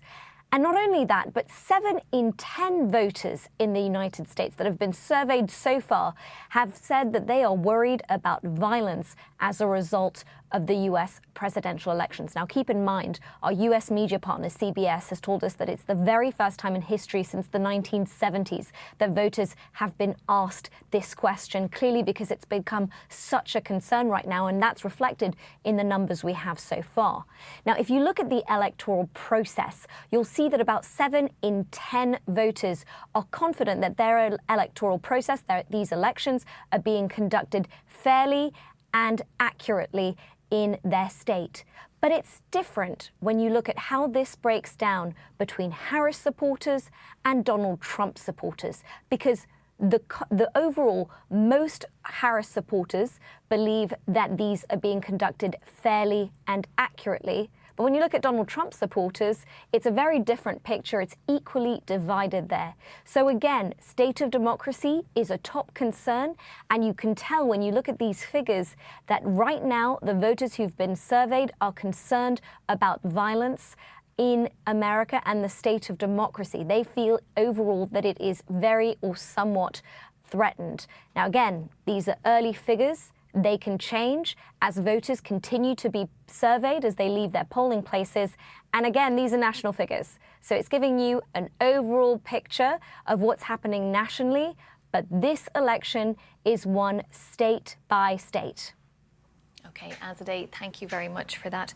Catty, next little nuggets that we've had there in terms of what we can deduce from what's motivating voters. They're like little crumbs through the wood that we're following along until we have any projected results. We need results now. to actually go on. But those exit polls are actually in line with the opinion polls that we've had for the last few weeks in terms of what's motivating voters. Maybe democracy being as high as it has been is quite surprising. I know that there are other exit polls. We use the CBS ones, but some other exit polls don't have democracy that high. So, and I remember back in, the very first election I covered, 2004, I think the exit polls had us having a President John Kerry, and that never turned out either. Am I right? Yeah. Wasn't it 2004 the exit polls gave us President John Kerry? So I think we have to take all of these exit polls with a little grain of salt. They give us some sort of trend. We know that all of these issues have been important to voters. And I think on the democracy side, it is worth pointing out that, remember, of course, we think democracy is just a Democratic issue because Democrats have been talking about that a lot. But actually, Republicans talk about this issue too and say that it is very important that Donald Trump will protect democracy and protect free and fair elections. So it could be a motivating factor on both sides.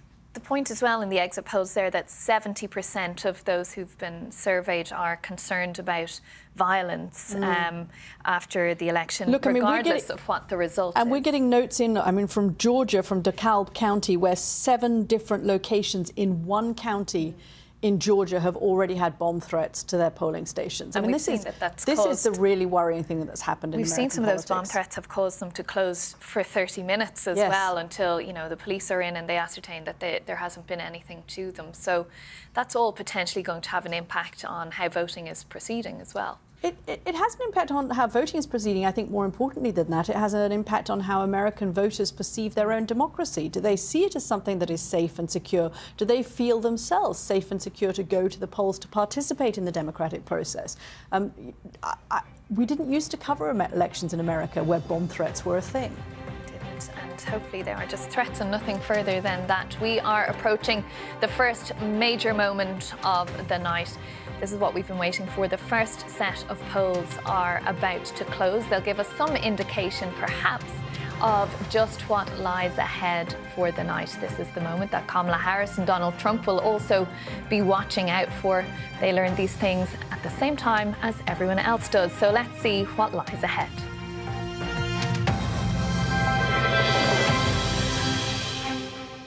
It is 7 p.m. here in Washington, midnight in London, and we are off to the races. We have our first poll closures of the night. Now, polls have closed in 6 states, including that all-important swing state of Georgia we were just talking about.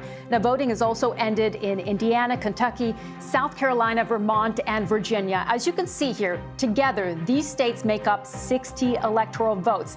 A presidential candidate needs 270 votes to win the White House. Now, results for these states will be coming in throughout the night. And in some cases, over the next couple of days, we're looking to see what these results tell us. Remember, at this stage of the evening, we're looking to see how those numbers start to tick up for either Kamala Harris or for Donald Trump. We have the very first projection that we can bring to you. We are seeing now that the state of Kentucky is projected for Donald Trump. Again, the state of Kentucky projected for Donald Trump with its 8 electoral votes. This is the very first result of the evening. Now we can also bring you the state of Vermont projected for Kamala Harris with its 3 electoral votes. The letters on both sides for the Harris team, for the Trump team, now starting to take up. Let's show you what that looks like. So in the middle there, that's that number, 270. That's what they need to win. Now with those results that have just been projected, we see Donald Trump is at 8 electoral votes. Kamala Harris is at 3 electoral votes. It is, of course, very early in the evening. We note that this race has been extremely close, so we're going to see those numbers get a little bit closer and closer to each other. Now, we mentioned that critical battleground state of Georgia. Well, at this point, it is too early to project. We mentioned some of the issues that have been going on with voting there in Georgia. Indiana, this is a reliably Republican state with 11 electoral votes. At this hour, it's also too early to project. Same with South Carolina, with its 9 electoral votes, also expected to go to the Republicans expected to go to Donald Trump. And then there is Virginia, not far from where we are here in Washington, D.C. It has 13 electoral votes expected to go to Kamala Harris. At this point, it is too early to project. But again, let's show you these numbers because this is so critical. They need 270 to win. Right now, they're at 8 and 3. We're going to see those numbers just fill in as the night goes on. But again, we want to focus on Georgia. We've been telling you about Georgia for weeks now and how important it is for both camps. Our correspondent, John Sudworth, has been in Georgia for days now speaking to voters. John, I mean, what is the sense there on such a big night? Well, right here, I am with a Republican Party event. This is their watch party, the official one here in Atlanta. So you can imagine the mood here is one of confidence for Mr. Trump. But of course, you know, those feelings are going on nothing much more than anybody has really, which is gut instinct. The polls suggest this state is on a knife edge, and as the polling stations close, one thing we can be certain of is Georgia is determined to start getting that count underway and to start counting quickly. 4 million votes have been cast early in this state, either in person or by postal ballot. They will all have been counted within the next hour. That's extraordinarily fast, and we'll begin, therefore, very quickly to start to get a sense of how this is shaping up.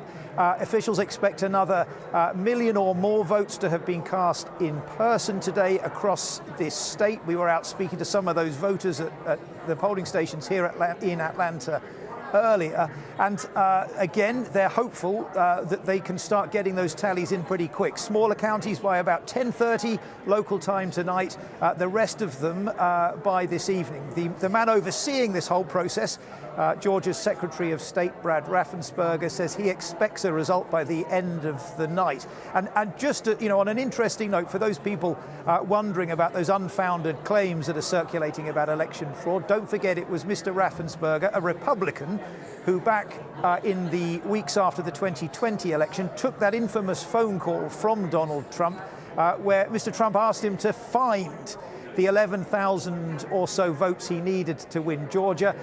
Mr. Raffensperger refused to do so. That's right, John. Thank you so much, John Sudworth in Georgia. And you can see on the side of your screen there that last election that John was just referencing and just how close that was, how President Biden just eked that one out over former President Trump. And we also have on the counter on the bottom of your screen there, now that we have those first projected results, that path to 270, right now it's pretty small, 3 for Harris and 8 for Trump, but we're going to be getting there as we get more results, of course. Yeah. Well, we can speak to another guest now. We can speak to former Secretary of State John Kerry and, of course, former Democratic presidential nominee himself in 2004. Thanks so much for being with us on BBC News. You know exactly what is going through Kamala Harris's mind now as she's sitting and waiting for these results to come in. What will she be feeling? What was it like? Well, it's very busy. What I remember is, frankly, how quickly all of a sudden things cascade. I was spending about 5.5 hours of doing one after the other after another interview, trying to drive voters out to the polls during the day. And then suddenly it's 6:30, 7 in the evening, and you're getting ready ostensibly to go somewhere when you have a sense that things are coming together.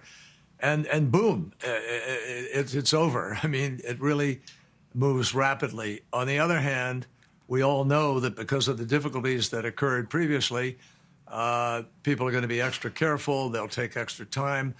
Whether or not we have a full sense of where things are by the end of this night is up for grabs.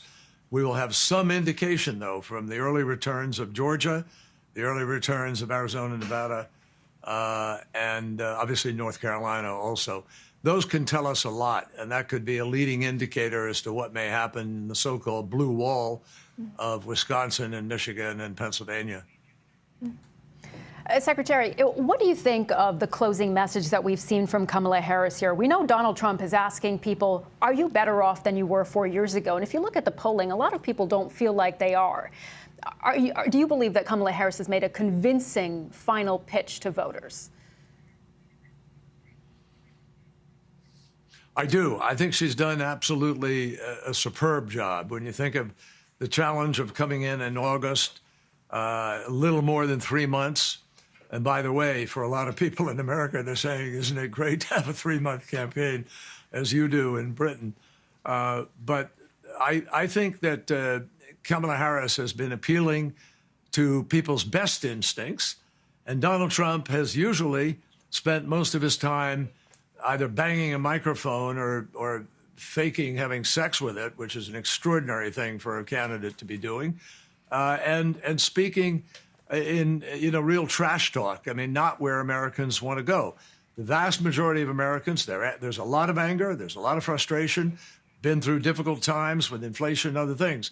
But right now, it is clear that Kamala Harris is the one who's been speaking very specifically about a future that will come from specific steps, specific options. And obviously Donald Trump has been out there ranting and raging and using foul language, talking about having a dictatorship, talking about what he's going to do with health care, i.e. get rid of it. I mean, I think they're just such opposites that it gives a lot of us high hopes that Americans are going to have heard this last week very differently between Donald Trump and Kamala. And I think there's a very clear sense with Kamala that she is connecting to people he is not. He's talking about himself. And Secretary, on that point, you're talking about appealing to opposites and so on. We've seen her really target hard Republican women in particular. Do you think, is there a constituency there who might be persuaded to pick country over party as she's been asking them to? Absolutely. I'm convinced of that. And I was in Pennsylvania for a couple of days over the weekend. I saw enormous numbers of young women who are out canvassing, who are pushing. I think they're registering to vote at record numbers. I think this may be a hidden vote in a sense. It won't be hidden after tomorrow, but it'll be unanticipated in certain quarters. And I do believe also that there's a much more hopeful approach from the Democrats, and extraordinarily, absolutely extraordinarily, we have had about 200 major Republican national security officials who have all gone out publicly, including the former Vice President of the United States, Dick Cheney, and Liz Cheney, his daughter, but generals, General Milley, General Kelly, others, saying, do not let this man be president again. He is dangerous, he is reckless, he is disrespectful of veterans. And I think that message, hopefully, will also sink in. This is a critical election for the United States of America. Years ago, Ben Franklin warned everybody in answer to a woman who said, what do we have, a monarchy or a republic? And he said, a republic if you can keep it. This is America's can we keep it election. And I can't think of anything in my lifetime that's been more important than what we're looking at right now. OK, well, we'll wait to see what the voters decide. Former US Secretary of State and former Democratic candidate for President John Kerry, thanks for joining us. We have no choice. Thanks for joining us on BBC News. OK, well, we're at another moment. We have got some key projections for you now. Sumi. That's right, Catriona. Another projection. Polls have closed, as we mentioned, in a number of states at the top of the hour.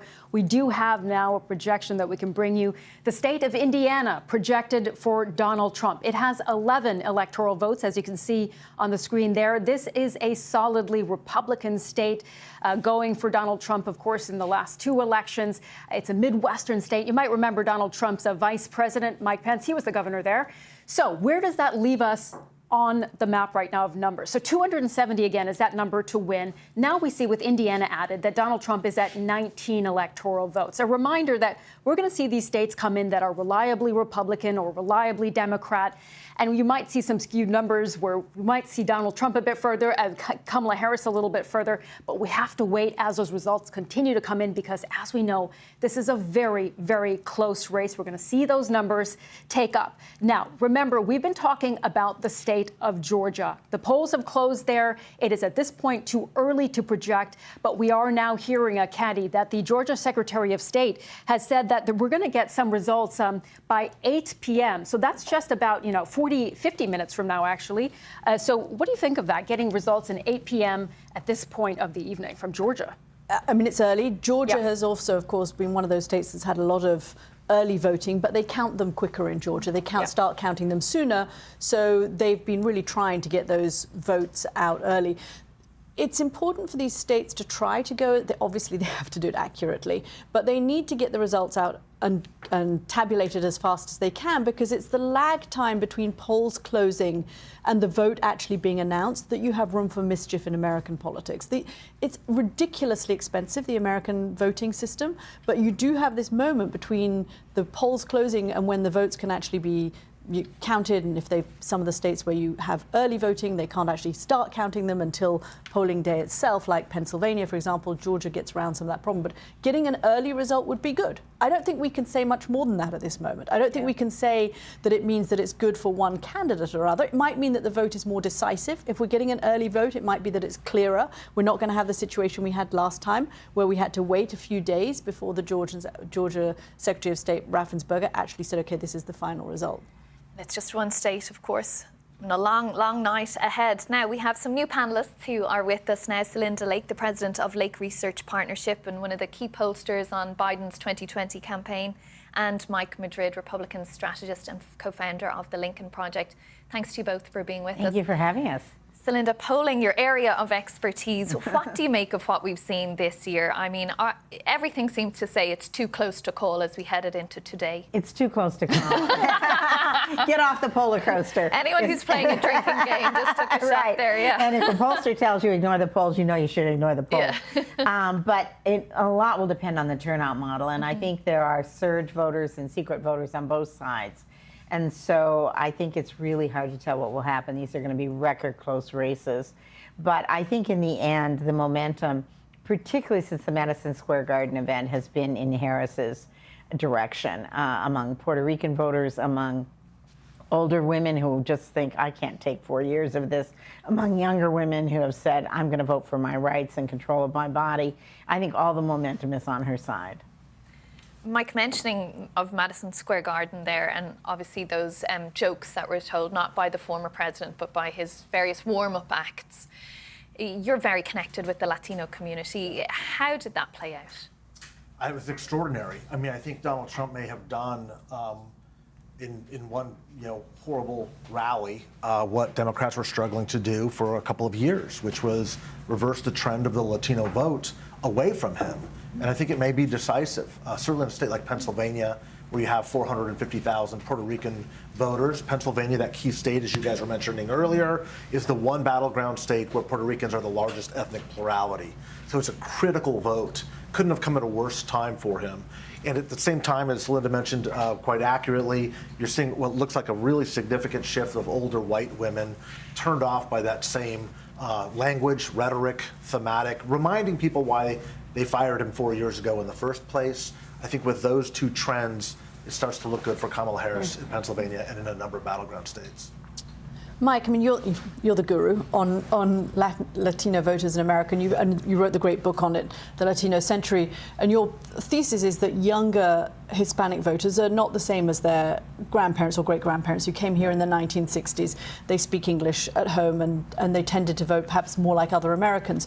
Are you suggesting then that the rally in Madison Square Garden and what they may have heard about Puerto Ricans, even if it didn't come from Donald Trump himself, but came from somebody at that event, that may have changed that dynamic amongst Hispanic voters? Great question. I'm glad you clearly did read the book. So I appreciate it. A plug for your big book. fan. I actually want to say it's happening because it was not Donald Trump's voice. And that may sound counterintuitive, but a lot of these Latino voters are saying that they see Donald Trump more as an entertainer. He's not talking about people like us.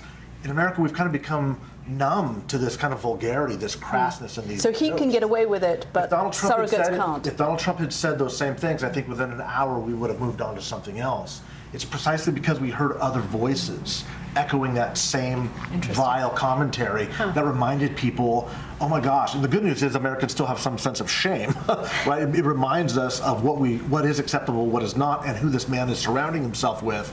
The pushback was immediate. Anytime something political tips into pop culture, you know, either good or bad, you've got a really significant development. You had Bad Bunny, you had Jennifer Lopez, you had Ricky Martin, you had Geraldo Rivera, you had on and on and on. People with tens of millions of social media followers immediately driving a cultural response, and the pushback was visceral. So, Celinda, let me ask you this then. I know you said get off the polar coaster. You know, we can't look at those top lines anymore. But what Mike was just describing, you know, we have seen the top lines of those polls stay tied. Right. Is there anything moving under the surface then after, you know, those comments at the Madison Square Garden rally or other things that we've seen? There were three things that were moving that I think are really important. One is the Latino vote. I mean, we were really seeing serious erosion, including particularly among Latino men, and who felt like, you know, I don't care care if he's a racist. Just give me my job. I'll make it work for my family. Now it's like, wait a minute. If you call us garbage, them quoting, not me thinking, then you may not and get my job. Older women, the older non-college educated women, voting differently than their husbands, they don't want to explain to their kids and their grandkids, I don't care if the President of the United States said that, you can't say that. And people just want to turn the page. They think, this is exhausting. I don't want another 4 years like that. And then I think for Democrats, it was re-energizing. It was like, this is what we knew was going to happen, and we are going to turn out and vote against it. If Kamala Harris doesn't do as well as you're thinking there on that third point about Democrats, will there be some blame laid at the feet of Joe Biden for not stepping aside sooner? Well, I think it was a very unusual circumstance, and I personally believe Joe Biden was a great president and did a great job. But I'm sure there will be some questions about the transition. I think a lot of Democrats think this 90-day campaign thing is really good. Let's follow the British model. We do that in many other countries, even shorter in other places. Yeah, and you can raise $1 billion in 90 days. Okay. Yeah. Well, the money is another thing, isn't it? Like that we've seen in this cycle in particular. Oh yeah, the momentum has been insane. All right, well, we have to see how that all plays out, obviously. But Celinda, Mike, thank you so much for those insights. Thanks for having us. Really, really interesting. We want to go now to the former White House Deputy Press Secretary under Donald Trump, Hogan Gidley. He is right there in Trump HQ in West Palm Beach tonight for us. Hogan, I just saw you here in the studio yesterday, I think, although it feels like 3 days ago now, and you were headed down to Florida. What is it like in the room right now? Well, I got to tell you, people are obviously optimistic, but a little bit cautious. The numbers early in for early votes look really good, but this still is going to come down to same-day voting. After all, these elections, you can talk about the ads all you want to, and you can talk about the issues, and they matter a lot to the American people. But really, at the end of the day, it comes down to the blocking and tackling, the nuts and bolts of campaigning. It's ballot harvesting and ballot chasing, poll watchers and poll workers, voter mobilization, voter registration. That's how you get people to the polls. Donald Trump, to his credit, is one of the biggest drivers of turnout by himself I've ever seen in my 30 years in politics. So it's really impressive what he's been able to accomplish, but it's still a long way off. I mean, people are still in line, people are still casting ballots, and that's what it's going to come down to. Do the people have the resolve to stand there and wait to cast their ballot? Because these lines are very, very long from the reports I've seen, but early numbers look good, but we've got a long way to go. Talking about Donald Trump being a good driver of turnout there, we've just been discussing, I don't know if you could hear the conversation, the impact of those comedians' comments at Madison Square Garden last week. Do you think that will have hurt his performance, particularly in somewhere like Pennsylvania, maybe Arizona and Nevada as well? No, I don't think that matters at all. It was a random comedian who made a bad joke. The people in the room didn't even like it. The campaign disavowed it. So I don't think that kind of stuff matters. You're so close to the election at that point anyway. It still comes down to the issues that affect everyday Americans. That's gas and groceries. It's higher under Kamala Harris. It's crime. It's higher under Kamala Harris. The border's wide open. Drugs are pouring in. It's human trafficking and child smuggling. I mean, when you bring illegal aliens into your communities, the drain it puts on the resources of health care and education, first responders, those are real things that real Americans have to face on a daily basis, not to mention the wars breaking out all over the world. These are things that really matter to the American people, and that's ultimately what drives them to the polls. We've had 4 years of Kamala Harris, we've had 4 years of Joe Biden, and it's failure. Time and time again, the American people feel it, they know it, and they want change. TK here. And so the theory of the case for Kamala Harris was that she was going to spend an awful lot of money, 3 times what has ever been spent before, on getting out the vote. Donald Trump kind of outsourced some of his get out the vote. He's also relying on people who have a history of voting in lower numbers. Younger men vote in lower numbers than younger women vote. Is it just too much of a stretch to think that you could outsource the get out the vote and also hope that low propensity voters, as they're called, these younger men, would actually get out and stand in line, as you're saying? I mean, these crazy long lines that we're all seeing all around the country, and stay in line to cast their ballot. Well, look, a lot of this is going to come down to whether or not who wins.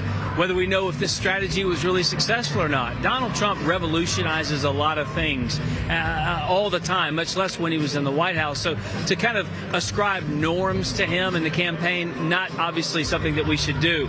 So they outsourced a lot of the get out the vote effort. That's smart because the drain isn't on the campaign and those other entities can raise money. They can reach a different audience. But as you said, the whole key here is low propensity. So the question has been, do these early vote numbers that are so high for Donald Trump, so high for Republicans, does that mean we just cannibalized our day of vote, meaning they just changed the date at which they voted, not necessarily the number? And all indications are no. It looks like a lot of these early votes, upwards of 70-75% of the groups I talked to, are low propensity and haven't been involved in politics since 2018. That tells me if the day of get out the vote effort is good for Donald Trump, then he's in for a really good night tonight. Still a long way to go, but it looks really nice. And I'd rather be in his position right now than Kamala Harris's. Hogan, great to speak to you again. Hogan Gidley joining us from Trump headquarters there in West Palm Beach in Florida. Hogan, thank you so much. All right, well, we can speak to... Thanks so much, guys. Appreciate it. Thanks, Hogan. Well, we can speak to another guest now. We can speak to the famed historian and BBC presenter Simon Schama, who is joining us now. Simon, great to have you with us here on the programme. We've been talking a lot. We've been talking a lot in the past days, weeks and months about how historic this election is. Put it into context for us, just where this sits in the context of America's history. Well, there's nothing like this, really, except for the very big moments, like the election of 1860 on the brink of the Civil War. This horse race news and info and bulletins and exit polling is, great fun. It's very important to have right now, but this, historically, is an existential moment. This election will decide whether or not the great American experiment in democracy will endure, or whether or not American politics will be captive to an authoritarian vision of ways in which you seize and keep power. We're talking about Kamala Harris, who, whether or not you like particular pieces of her policy proposals, we're talking about somebody who's the kind of politician who is familiar to the majority of American voters. And that's why, astonishingly, she's built a coalition of people who've endorsed and supported her, from Dick and Liz Cheney on the far right to people at the other end of the poll, because the assumption is that, however dull it might seem, it's the kind of lifeblood of democracy. She respects the Constitution. She respects a peaceful transfer of power. She respects the truth.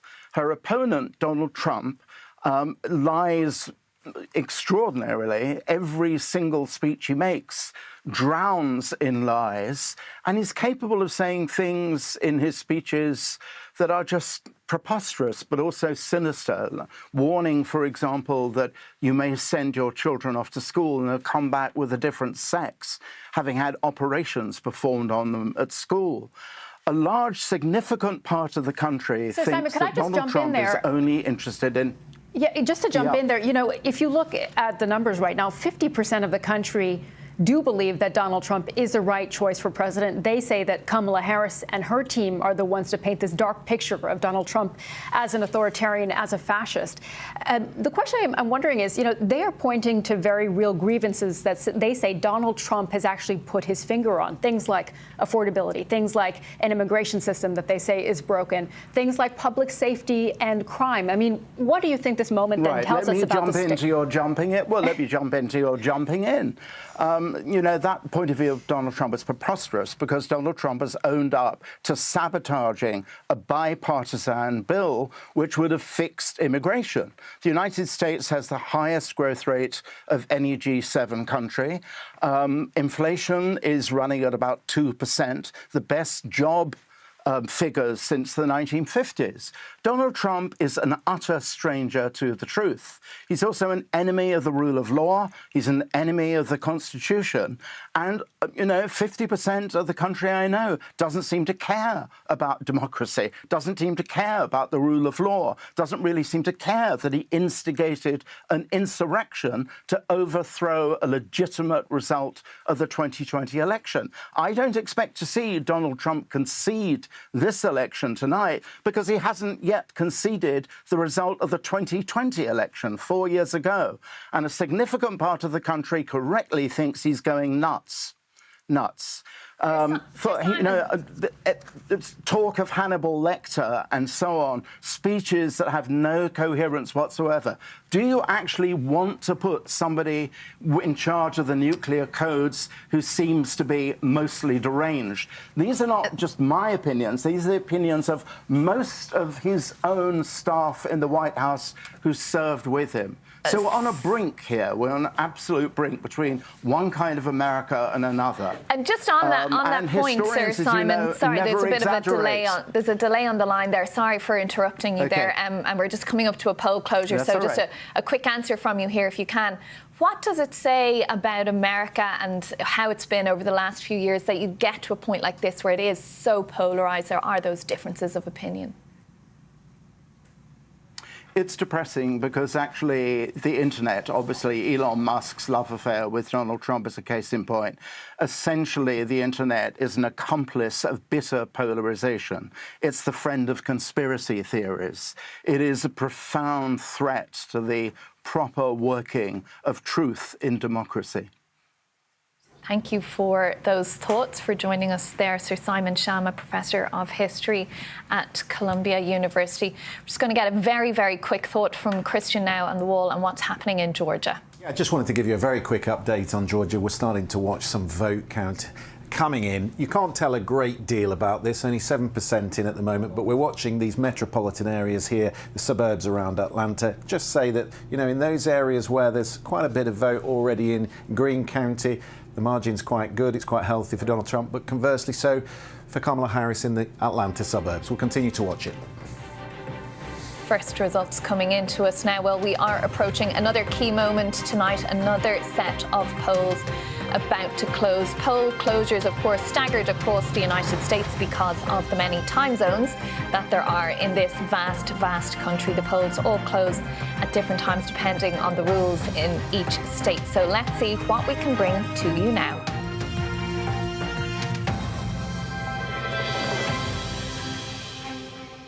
All right, it is 7:30 here in Washington, 12:30 a.m. in London. Polls have now closed in that key swing state of North Carolina, as well as Ohio and West Virginia. You can see here together, these states make up 37 electoral votes. Another reminder for you, the presidential candidate needs 270 votes to win the White House. Let's take a look at what we can say so far about these states that have closed. None of them can be projected just yet, but we do know at this point that the polls have closed. So Ohio, this is a key Midwestern state with 17 electoral votes. It is now reliably Republican. It is too early to project. West Virginia, also with 4 electoral votes, another red state, Republican state, too early to project. And North Carolina, that key swing state we've been watching for weeks and months, right now, too early to project. This has just come in now. All right, West Virginia, we can see, is projected for Donald Trump. Again, West Virginia for Donald Trump with those 4 electoral votes. This is a conservative state, one that Donald Trump and his team can add to his tally. Let's take a look at where that leaves us. All right, right now, Donald Trump with 23 electoral votes, Kamala Harris with 3. Again, that middle line is where they want to get 270 to win. We're going to see these numbers continue to tick up. We're going to keep watching those results for you as they come in. We mentioned the polls have just closed in North Carolina. Both teams have been battling, both sides, campaigns, to try to win North Carolina. Our correspondent, Helena Humphrey, is there for us tonight. Helena, it's great to see you. What is the sense that people have there tonight on such a big night for this state? Well, the sense, Sumi, very much is that it is a toss-up in this state. I'm at a watch party, the Charlotte-Mecklenburg Republican Women's Watch Party, and the polls have just closed, as you say, here in this state. The voter engagement here in North Carolina has been record-breaking. Some 57% of all eligible voters in this state have already cast their ballots in early voting. We've seen continued voter engagement throughout the course of the day. Of course, the looming question coming into this, Sumi, and you and I have been discussing, is what would the impact be of Hurricane Helene, that devastating hurricane that we saw in September, in which 100 people sadly died, and also saw voting infrastructure washed away as well. But it seems people very keen here to come out and vote. I was speaking to one Republican representative earlier in the week, and she said people in North Carolina are hardy. They will crawl through mud, she said, crawl over trees to cast their ballot. But this is a toss-up. The question of the night, can Kamala Harris flip this state blue? The last time that the Democrats managed to do that was 2008, Barack Obama. But things last time in 2020 was certainly very tight. Donald Trump taking this state by just 1.3% of the vote. But I want to speak to some people now engaged in politics, voters. I'm joined now by Christina Melisaris-Elia and Zeenath Aplanap, who are both with this club, president and incoming president of this Republican Women's Club. Just to begin with, let's get a vibe check. How are you feeling tonight? Feeling very good, very positive. Things are looking really good and feeling great. I think Trump's going to have a good night, and we're looking forward to a wonderful Republican win and looking forward to a great day tomorrow. Thank you for being here. I think we're going to deliver North Carolina for President Trump tonight, and I'm confident that he is going to be the next president. A lot of people saying that the race here is close, so I am curious, what are some of the issues that have brought you out, those in your circle? So for me, it's very personal. I'm a mom. I raise 5 daughters. And when we sit around the kitchen table, we talk about what affects us daily. We're looking at high gas prices, groceries, daycare, safety. Safety is a very big issue. We're looking at the border that's not secure. So all of these issues really hit all of the women in our family. And we're not a one-issue monolith. Women have a lot of issues on their mind, and so we are really looking forward to Trump helping us with all of that, and we're very confident that it's going to be a win here in North Carolina. Can I just ask you, what do you make of Trump's stance on reproductive rights issues? We've spoken to some voters who are Republicans saying that actually they've voted for Harris because they are concerned about that. What do you make of that? Well, there shouldn't be a concern if people really look into what Trump is saying. What he's done is he's brought it back to the states to allow the people to vote and share their voice and their opinion. So he brought it back to the states where it should have been. And here in North Carolina, we have a very good situation, and women have a choice. And we're also looking at supporting women that have a choice to keep their children. So we're looking at both sides of the coin. He has a very good stance on that, and you know, it's a very positive thing for women. If they just take a moment to really look at it, it's a good stance. Zeenath, what are some of the motivating issues for you? Well, being a small business owner, I think it is, you know, how do I do better? And when the cost of everything goes up, the business suffers. People, you know, we have a test prep company. So women, if they can't, you know, women lead the household. So they decide what bills to pay. So extracurricular activities, tutoring, you know, that all takes a sideways, it all goes sideways because now they can't afford simple things like gas prices or rent. So it's every issue is a woman's issue. You know, we're the ones dealing with all the impacts of this current economy. So I think that's why a lot of women are going out to vote. We're not single issue voters. And I mean, you know, I think that's very important for people to know. If it is close and perhaps we don't know the results, are you at all worried about the coming days, how people might feel? No, I'm confident that a lot, you know, with the early numbers, traditionally Republicans only vote on election day. But this year we've seen record-breaking numbers in early voting. So I think I've voted early, which I've never done before. So, you know, it takes a little used to, like breaking tradition. But we have gone out and we've voted early. And I think that's going to show. I really don't think it's going to take a long time. And I do believe that ultimately people are going to choose safety, security.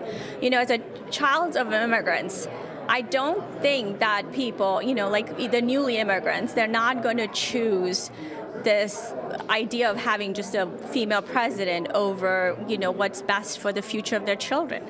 Of course we want a woman president, but we want the right one that has won a primary, that has done it the proper democratic way. Can I just ask you, you were just saying there is a child of immigrants. Donald Trump has said that he would carry out mass deportation, the largest deportation in history, on day one.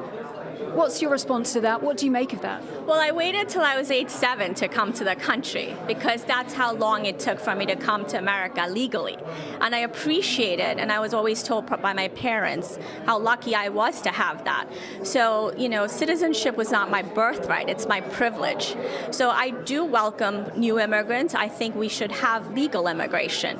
We just can't afford to have open borders and let everyone in that we have not vetted, which is what we need to get people in the country that are good for America, so America can be more prosperous, right? So last question, ladies, briefly, if you don't mind. Is America ready for a woman in the White House, do you think? I think the right woman in the White House. So it's not a question of if we're ready for a woman, but it has to be the right woman done the proper way, the democratic way. I do believe we're ready, but it has to be the right woman. 8 years ago, Kellyanne Conway became the first woman to have a winning presidential campaign.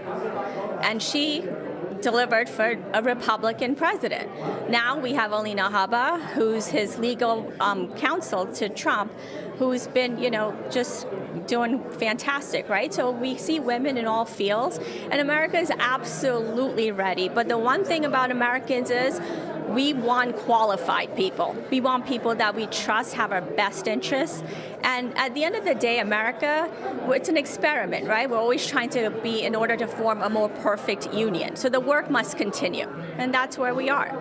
Christina and Zina, thank you so much for talking to us this evening here on BBC News. Well, just to give you a sense of this state, as we were mentioning, this is a toss-up. I've been checking in with my sources across the state to get a vibe check, and just speaking to that polarization, I was speaking to a Republican North Carolina Senate candidate. She said that America, she said in her opinion, was ready to correct the wrongs of the past 4 years. I was speaking to a Democratic chair of Catawba County, a deeply red county, who said that today he's been seeing people waiting in long lines coming out on reproductive rights issues. And I think that just speaks to the fact that it is very close here in North Carolina. Indeed, Helena. All right, really interesting voices with you there in North Carolina. And just a reminder, we're seeing on our screen there the last 2 presidential election results from the state of North Carolina. As we said, Donald Trump winning in 2020 and 2016. And at the bottom of your screen, again, that counter that we're looking at, both candidates trying to get to 270 right now at 3 and 23. Only 0.3% of the vote counted. We're going to start seeing those numbers tick up as the evening goes on. And just to say, don't read anything into that count just right now, because it's as the different states close across the US. Some of them are reliably Republican or reliably Democrat. So that's why the tallies go a certain way. It doesn't mean that any particular candidate is ahead or behind until we get really to the business end of things with the swing states. Now, let's bring in our colleague Mariana Spring from our BBC Verify team. She's been looking at some of the issues that have been affecting voting today. Mariana, what can you tell us? Thank you so much. I've been looking for quite a while now, not just today, but over several weeks, at the allegations of voter fraud, often that are spreading on social media. Some of these have been unfounded, and actually one that's been shared this evening has been posted by Donald Trump, where he suggested that there was massive cheating in Philadelphia. He didn't give any more specifics. He suggested that law enforcement were getting involved. That's been rebutted, including by the district attorney in Philadelphia, Larry Krasner, who said there's no factual basis to this, and he invited Donald Trump to share some evidence to support this idea. And this isn't the only thing we've been seeing. There have been some real examples of where there have been problems or errors. For example, in Cambria County, there were some issues with voting machines. It led to an extension for the time that people were able to vote. But some of this stuff then plays into more unfounded allegations of voter fraud, which have spread not just on Truth Social, that post I mentioned from Donald Trump was shared there, but also on X, which we used to call Twitter. A lot of these have been pushed and shared by supporters of Donald Trump, but some of them have also been promoted by supporters of Kamala Harris in some instances. They play into existing concerns around voting machines or that there have been irregularities in some way, often without evidence to support that idea. And this matters because actually this can undermine people's faith in democracy, in how whether their vote counts and how that system works. It also can have an impact for some of the people on the front lines here, election workers who are trying to ensure that they can kind of keep democracy on the road, but have found themselves, certainly some who I've spoken to in recent weeks, under threat, receiving a huge amount of abuse and really not very nice stuff. All right, Mariana, really critical to keep our eye on all of that. Thank you so much, Mariana Spring, with our BBC Verify desk there. They've been working for days and will, of course, throughout the night to keep on top of all of that. All right, if Kamala Harris wins tonight, she would make history as the first woman president, but also as the first Asian American president. Her mother was born in India before emigrating to the United States. And tonight, people from that country are watching the results very, very closely. Let's go right to our correspondent, Ishadrita Lahiri. She's in Tulasendrapuram in India, where Kamala Harris's maternal grandfather grew up. Great to have you with us. Give us a sense of how people are following this election there. Well, they're watching the election results really, really closely. And in fact, as the counting began yesterday, there was a small prayer ceremony in this temple that you can see behind me. This is a temple that Kamala Harris has donated to in the past in 2014 when it was being renovated. There is a plaque with her name on it as one of the donors inside the temple. Now, if you speak to people in this region, they tell you how much Kamala Harris has done for this village, even though she's never visited this place or mentioned it in any of her speeches. One of the people I was speaking to said that, this has become a sort of tourist destination of sorts. When people come here, they come to this village, they come to the temple. In fact, while we were filming here yesterday, there were a few American tourists who were here. There were Harris supporters, of course, and they were really anxious about the results. And they thought that this would be a place where they would want to spend the counting day, because this would give them a sense of community.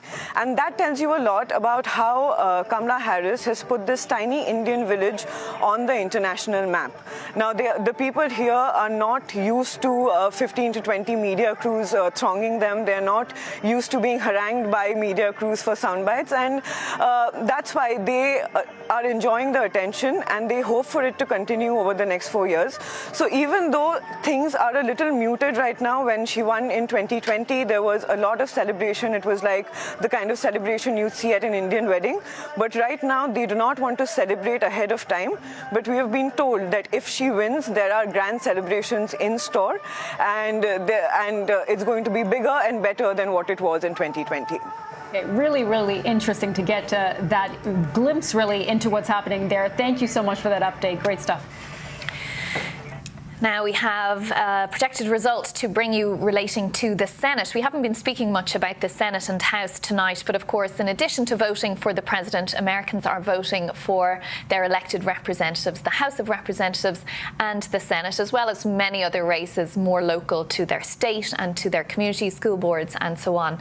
And of course, it's important which party holds the balance of power in the Senate and in the House of Representatives, because that's how laws get passed in this country. So the ideal for each party is that your person is in the White House and you hold the control of the Senate and the House of Representatives, and then you can pass laws and you can get all your platform and all your manifesto through. So we can bring you a really important piece of information there in relation to West Virginia, which had a Democrat turned independent Senator Joe Manchin there for many years. He announced his retirement, and we can tell you now that the Republican Party has taken that seat.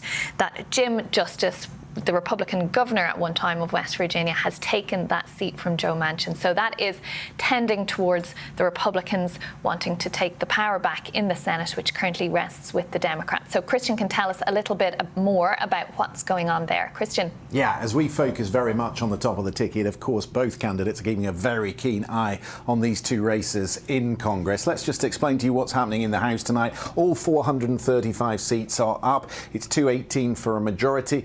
The Democrats need 4 to take back control of the House, which is currently under Republican control. Over here in the Senate, let's just have a look at 2022, and you'll see it was much tighter. These two independents tended to vote with Democrats, so Republicans need a net gain of 1 tonight, which they've just got in the bag. And we'll see what other races do tonight, but that would give them almost control of the Senate so long as Donald Trump wins the White House. It is the vice president that has the casting vote that breaks a tie in the Senate, as Kamala Harris did many times in the last Congress. So let's have a look at our list. 34 seats in the Senate are up, 23 of them controlled by Democrats or independents that vote with Democrats. And you can see at the top of our list there is West Virginia, Jim Justice, the new senator in West Virginia. But there are 5 others here where Democrats or independents are being run very close by Republicans.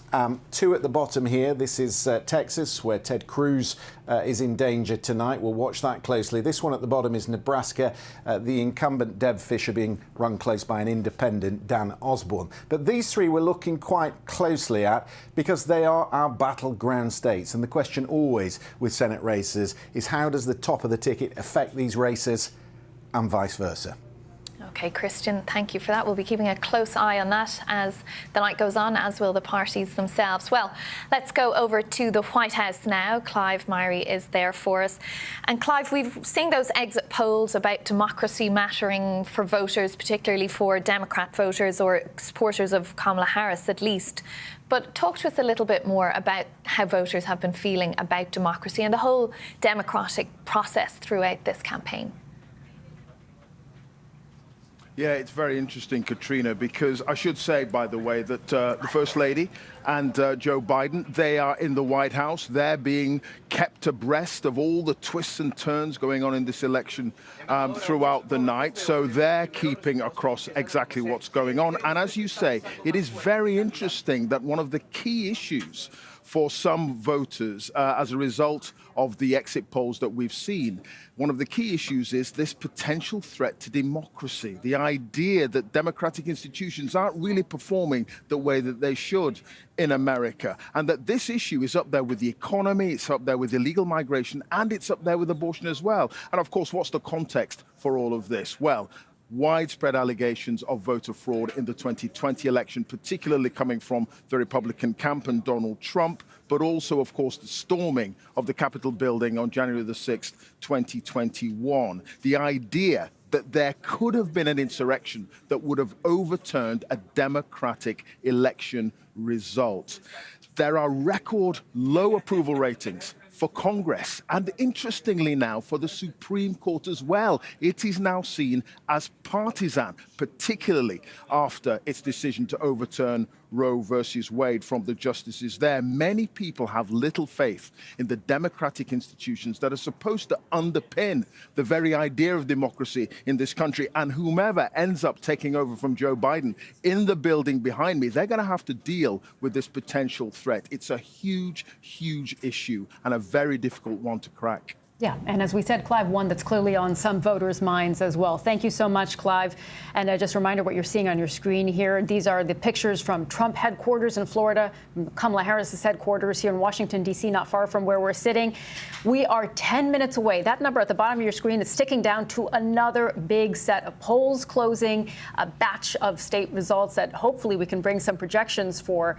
But as we know right now, it is very, very close, this race. And let's talk to our panel about it. And Caddy, you know, we've been talking about Georgia. We've been talking about the fact that some of that exit polling data has been coming into us as well. Clive was just talking about democracy, the electoral process. At this point in the evening, where do we stand? What are you looking at? I mean, there's so many different data points coming in, you know? Yeah, but none of them are the right ones. I'm so frustrated. It's a super frustrating moment because we've got, now we're going to have a whole lot of more polls closing in very important states, but we probably won't get the results from the states that matter. Maybe from Georgia, perhaps possibly, that's what the Secretary of State That's what they're suggesting. Now, so the things I'm hearing are a little bit mixed. By the way, Donald Trump has called into a radio station in Philadelphia. He's asked people there to stay in line because there are very long lines. Democrats that I'm hearing from are suggesting there are some precincts in the suburbs of Philadelphia where they've got 95% turnout from people who have voted. Wow. That would blow record. I mean, Americans don't, right? Am I right? Americans don't generally vote in 95% turnout. What that means necessarily,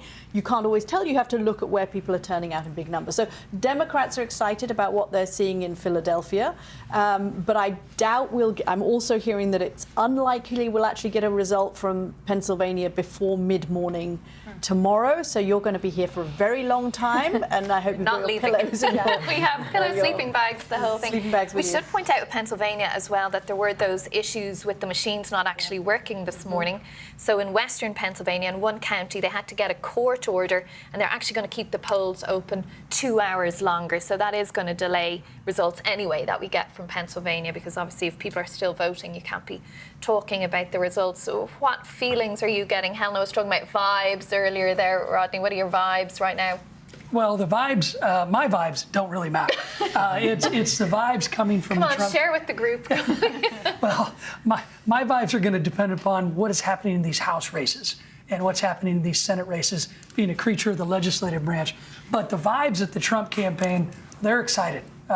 As of the last time that I spoke to somebody who had been with them, they were looking at a more optimistic Trump campaign, looking at numbers like this that optimism was not there in 2020.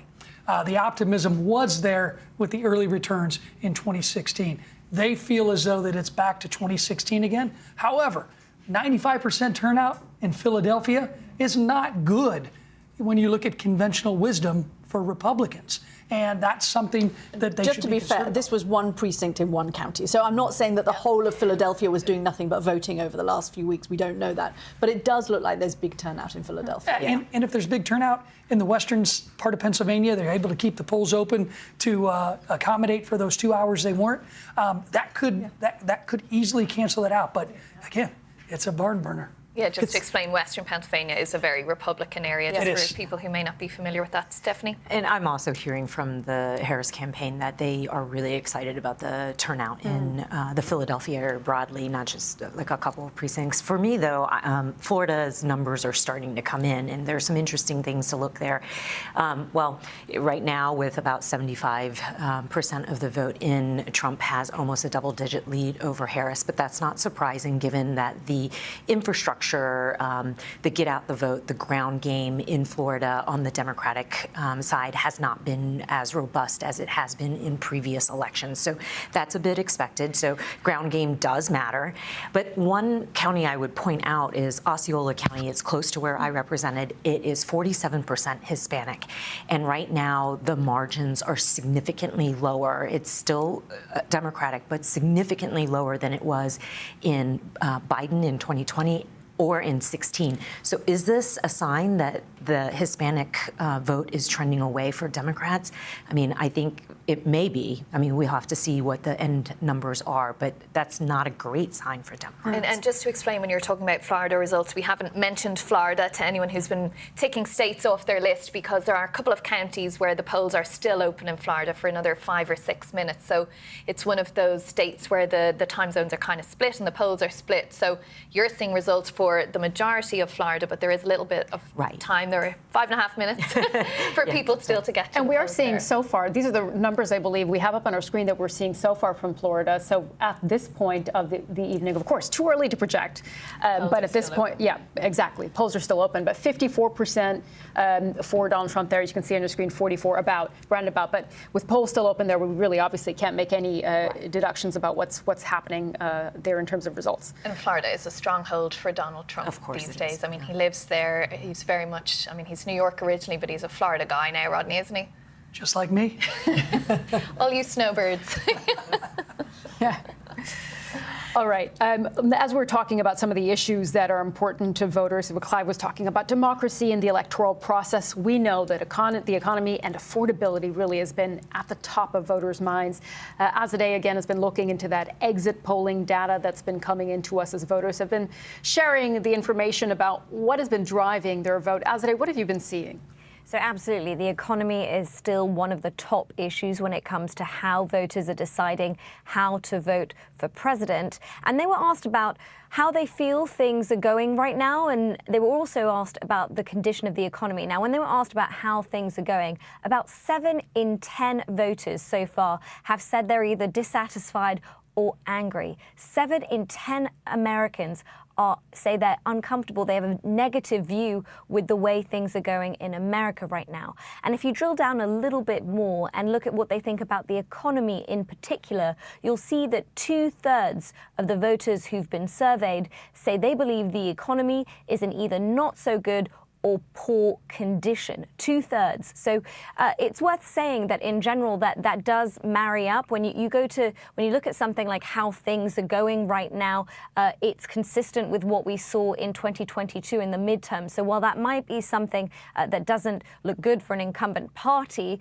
that was still a very competitive race. And when you're looking at the economy right now, they believe that 2/3 of them believe it's in not so good condition or poor. That is worse than what we saw in 2020.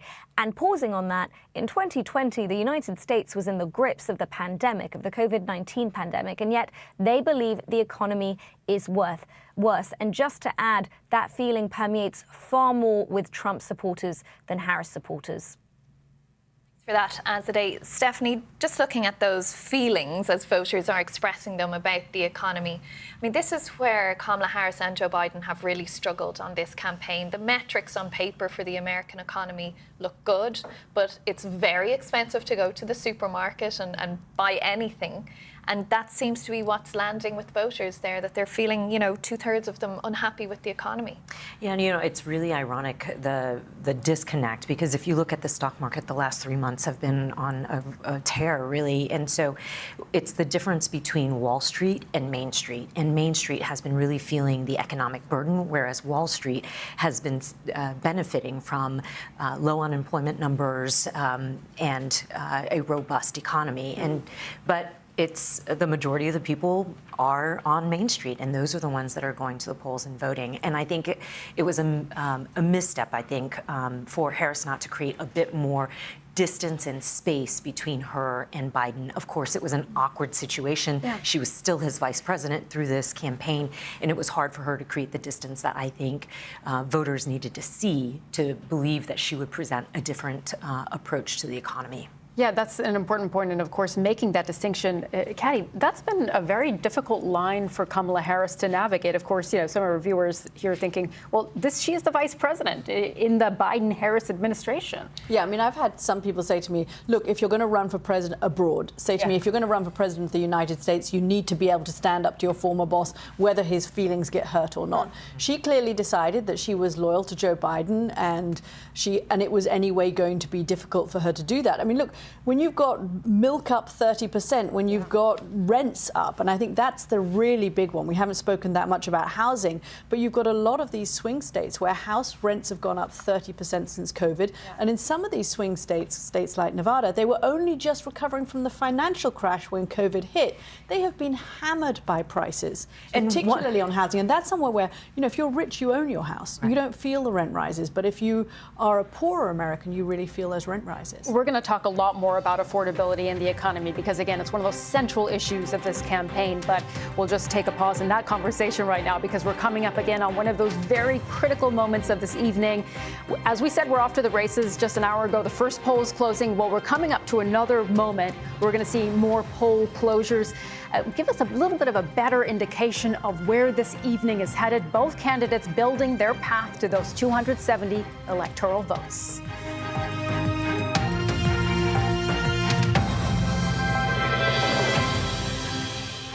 It's 8 p.m. here in Washington, D.C., 1 a.m. in London, and polls have now closed in 16 states, including that all-important key swing state of Pennsylvania. Now, this is the biggest batch of poll closures that we'll see tonight. In addition to Pennsylvania, voting has also just ended in Alabama, in Connecticut, in Delaware, in Florida, in Illinois, in Maine and Maryland, in Massachusetts, in Mississippi and Missouri, in New Hampshire and New Jersey, Oklahoma, Rhode Island, Tennessee, and here in Washington, D.C. Now, together, all of these make up 171 electoral votes, so a lot up for grabs. A presidential candidate, as we've been saying, needs to get to that magic number of 270 to win the White House. So you'll have heard me say there, Pennsylvania, that key state. I mean, at times in this campaign, we've discussed whether Kamala Harris and Donald Trump were running to be president of Pennsylvania rather than the United States because they've spent so much time there. Just yesterday, the last day of campaigning, we saw Donald Trump hold a major rally in Pittsburgh, and of course, Kamala Harris finished things out in Philadelphia. Now, we can bring you a projection from some of those polls that have just closed. Florida, we've been discussing it just a moment ago. The adopted home state of Donald Trump, 30 electoral votes he gets in the bag from that projected win in Florida. A huge number. Of course, he will have been banking on that. It's a heavily, reliably Republican state recently. We can also project at this point that Alabama, a projected win for Donald Trump, and the 9 electoral votes that Alabama has. Again, another reliably red state, as is Oklahoma. Oklahoma projected as a win for Donald Trump, and the 7 electoral votes that Oklahoma brings with it. So all of those states is a projection for Donald Trump at this point. One more to bring to you. There we go. Tennessee. Tennessee also is projected as a win for Donald Trump. Another reliably red state, 11 electoral votes. District of Columbia here projected as a win for Kamala Harris. Joe Biden won the District of Columbia by 90-odd%, as did Hillary Clinton, a very Democratic district, so that will have been no surprise for her, but 3 key votes. Maryland also projected as a win for Kamala Harris, and the 10 electoral votes that Maryland brings with us. Another projection now, Missouri. Missouri and its 10 electoral votes projected as a win for Donald Trump. Missouri, one of those 10 states that has an abortion measure on the ballot. Massachusetts also projected as a win for Kamala Harris, 11 electoral votes. I warned you there were a lot up for grabs in this hour, and sure they are. So let's have a look now what difference all of that has made in the race for the magic number of 270. Now, you can see all of those states have brought Donald Trump up to 90 electoral college votes, brought Kamala Harris up to 27 electoral college votes.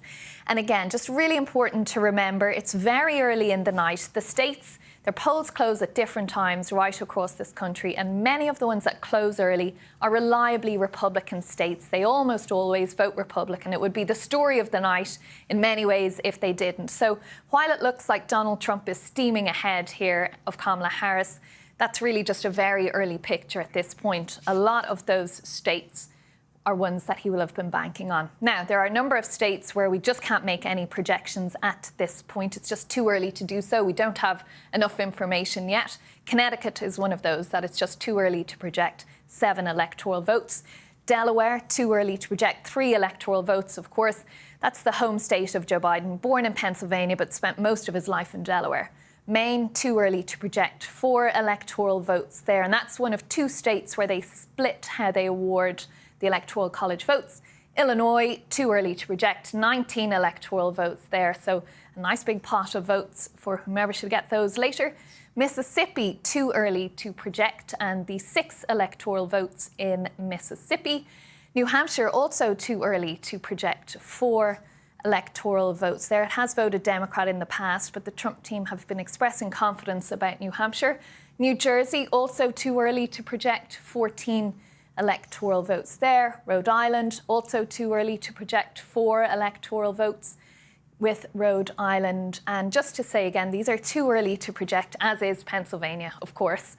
That swing state will be a long time before we're projecting that one, I suspect. And just to say that too early to project, don't read too much into that. It just means that we have no information at this point. We can't make any projection. The votes are just being counted. The polls have just closed. Well, let's go to that all-important state of Pennsylvania. Tom Bateman is there for us. Tom, what's it been looking like in Pennsylvania? How has voting been going through the day? Yeah, hi Catriona, and welcome to McGillen's Old Ale House, a big watch event going on here on 2 floors. And we've watched the crowd building as the polls across Pennsylvania have closed, in the last 4 or 5 minutes now. And I think we're going to be in for a long night because, as we've been saying, back in 2020, it took this state 4 days until that count had got to a point that the US networks could confidently project a result. Now, it is right up against the wire once again. All the opinion polls here suggesting that it is a dead heat. We've had that for many weeks now, right up until polling day. I was at one of the counts earlier. They think they might have sped up the process a bit this year, so perhaps not waiting until Saturday for a result here, but I think we're not going to get it basically in the coming hours. A few clues though, probably as the first results start to trickle in the next 2 to 3 hours. What about the voters, though, of course, in this absolutely critical state? As I say, the polls just closed, and I have 2 Philadelphians with me who have both voted today. We have Liam and Helen, regulars at McGillen's here. And you're just telling me about the way you voted today. And Liam, you said you voted Donald Trump the last 2 elections. Things a bit different this time round. Tell me more. Yes, last 2 elections went red for me. This one's going blue. 2 main reasons. Women's rights and guns rights. I have a young nephew. I want him to be able to go to school without feeling like, apprehension that someone's going to walk through the door with a gun, right? Tim Walz is going to solve that. When it comes to women's rights, I believe Kamala is going to put some policies in place where we don't have to worry about women having to decide in between themselves and the child that's in their belly at that time. Right, that's really interesting because one of the things that Kamala Harris was trying to do was appeal to women, particularly in the state, and also she would always say at the rallies, and the men that are with them, she wanted them to take that issue on board about abortion rights, reproductive rights. So that was enough to sway you, was it? Oh, 100%. Yeah, I mean, she's done it for the past 107 days, and she'll do it for the next 4 years. I think everyone's excited about that, especially in Philadelphia. And how about you, Helen? How did you vote today? Yeah, I mean, I voted for Harris. That was kind of no surprise to me, but echoing everything Liam just said, we have 2 nephews and a niece who we adore, and I can't imagine them not feeling safe going into their classroom, and yeah, no one should have access to an assault rifle. Tell me about the conversations between the 2 of you. We were having a chat a bit earlier, and you said that was quite sort of instrumental in the way you were thinking about the way you were going to vote this year. I mean, yeah, our nieces and nephews mean the world to us, as do our future children, and the ability to someday have a family of our own. And, Kamala Harris will make that possible, whether it be whatever resources we need. So. Yeah, the conversations have been open and honest. Everyone knows that the Keystone State, Pennsylvania, is it's a swing state, so every single vote matters.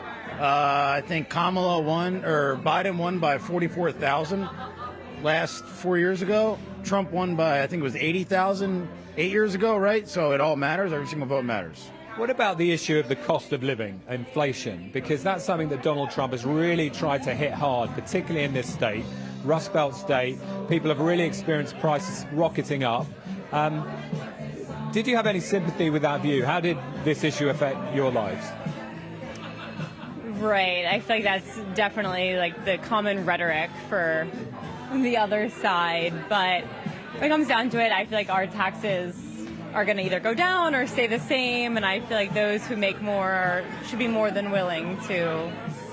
Listen, that's a loaded question, right? That's a loaded question.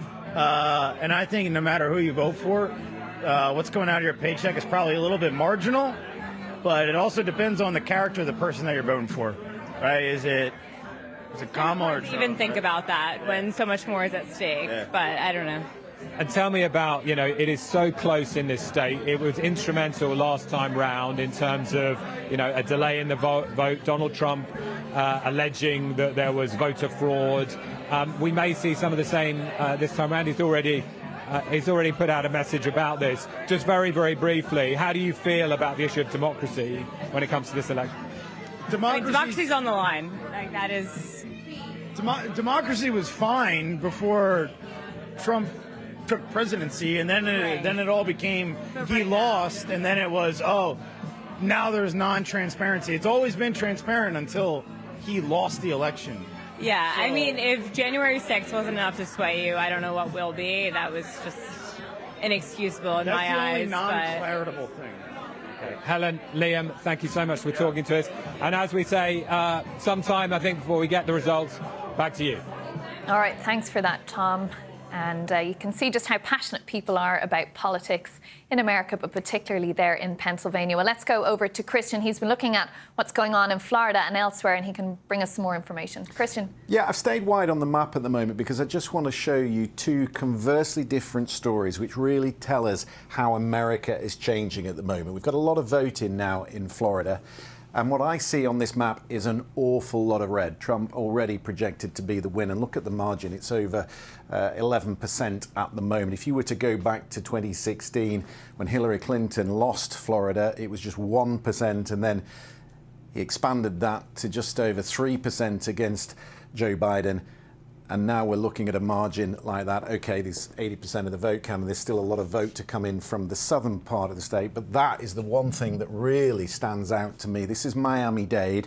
If you look at that compared to Hillary Clinton, who had nearly a 30-point margin over Donald Trump, it's now much, much tighter down here. You have a very different mix of Latino vote in Miami-Dade. You've got Cubans, you've got Venezuelans and Nicaraguans who used to vote heavily for Democrats, but now they skew very determinedly towards the Republicans. And in fact, down here in Miami-Dade, in the 22 midterms, the governor, Ron DeSantis, won with a landslide. I'm also looking at other parts of the map.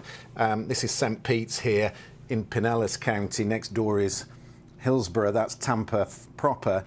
You can see that they have actually gone red from blue at the moment. Again, we've still, what have we got in here? Let's just have a look how much vote, 81%, 80% of the vote counted here. This was another one that I was looking at because I'm looking for trends across the map. And this is an area, Osceola County, where you get a lot of Puerto Ricans. And if you look at that, it's really tight, about 1% margin. But if you look back to that in 2020, Joe Biden had a really handy lead over Donald Trump in Osceola County. So does that tell us anything about how Puerto Ricans might be voting tonight in Pennsylvania? It might be just a very different story up there, but that's disconcerting, I would guess, if you were a Democrat looking at Osceola County. Let's just have a quick look at Georgia, going to our map here. We've about a third of the vote counted so far. A lot of votes still to come in here. This is 60% of the vote in Georgia, the Atlanta area. This is a very different map to the map in 1992 when Bill Clinton won Georgia. This area has become much more diverse. You've got really big Democratic voting areas in Atlanta metro area and in the suburbs around. So we're looking at Fulton County, where Kamala Harris, with half of the vote counted, remember this is early vote, mail ballot that's being counted first, so we can't read too much into it, but she's in touch with where Joe Biden was in 2020. And Joe Biden won Fulton County with just around 73%. And that was the biggest performance for a Democrat, going all the way back to FDR in 1944. So she's up there. She's holding with him in the metro area. We're going to be looking through the night at these three counties just outside the metro area, Gwinnett, Rockdale, and Henry here. If you were to put those on a list, the Democrats have increased their vote share in those three counties more than any other counties in the country. So what she needs to do tonight, and it's a simple game of addition and subtraction, she needs to run up the score in the Atlanta area here, and she has to hope that that compensates for what I'm seeing down here, which are bigger losses in the rural areas. If I just look at sort of these areas here, they're 95%. If I showed you that back to 2020, you can see that he's starting to squeeze. He had 53.3 there in Twigs. Let's just have a quick look. There you go. So he's starting to squeeze a bit more vote out of the rural areas. But again, it's a game of maths. It's can she stem the losses in these rural counties if you're a Democrat? Or can he get more out of these rural areas to compensate for what Democrats are getting up here? But remember, while this is a patchwork of counties, there are 159 counties on the map of Georgia. It's not about the counties, it's about the statewide vote. The popular vote in the state takes the 16 electoral votes. That's right. All right, Christian, thank you so much for breaking down what we know so far. Really interesting information there, and we'll, of course, stay across all of it. So how is the Harris campaign feeling at this point? We can get an idea now. We can speak to Marcia Fudge. She's a co-chair of the Harris campaign and also a former United States Secretary of Housing and Urban Development. Secretary, great to see you. Thank you for joining us this evening. As we said, we don't have results yet from the swing states. Everyone is watching them as you are and the Harris campaign is. How are you feeling at this point in the evening? First, thank you for having me. I feel great. We're looking at what's happening in the battleground states as well as the rest of the country, obviously. Numbers are up, lines are long. The bigger the vote, the better it is for us. And so we feel pretty good. I mean, we're optimistic. Right now it's in the hands of the voters. There's not much we can do until we wait and see what the final numbers are. But we're very optimistic. Well, Secretary, can I ask what's driving that optimism? As we know, over weeks now, we've seen the polls tied. Well, what's driving it is the numbers. The bigger the vote, the better it is for us. And the vote is big. It is we think that we've already eclipsed the numbers in 2020 in most of the battleground states. So that bodes well for us, as well as we believe very strongly that the momentum really is at her back. And those people who were undecided for whatever that number may be, they are breaking towards her as best the numbers are telling us. And so it does give us some reason to feel good about where we are. We've seen from the exit polling data that we have so far a lot of voters concerned about the economy and don't see that the United States is in a good place at the moment. One of the big issues, of course, is housing. You were responsible for that in the Biden-Harris administration.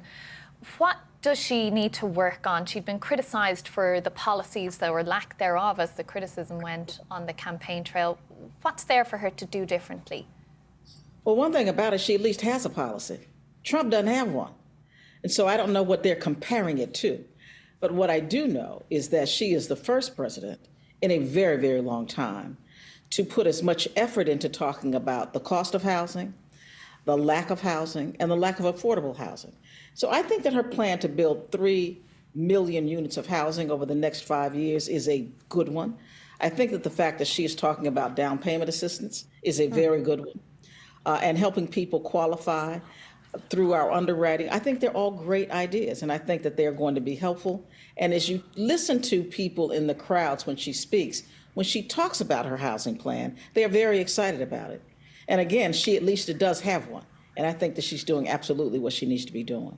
As we're speaking to you there, we're looking at images coming to us from the Harris headquarters, the watch party there at Howard University, where she went to college, a place that she says she holds very dear to her heart and were formative years of her life there. But just to follow up what you're saying about her housing policy there, Secretary, the criticism would go that if she has those great ideas, why were they not enacted now under the Biden-Harris administration?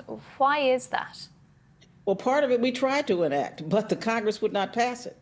The president has so much power, but the purse strings are with the Congress. So we are very, very concerned about the fact that Congress does not see the necessity to address the issues that are the top of mind for Americans, and housing is clearly one of them.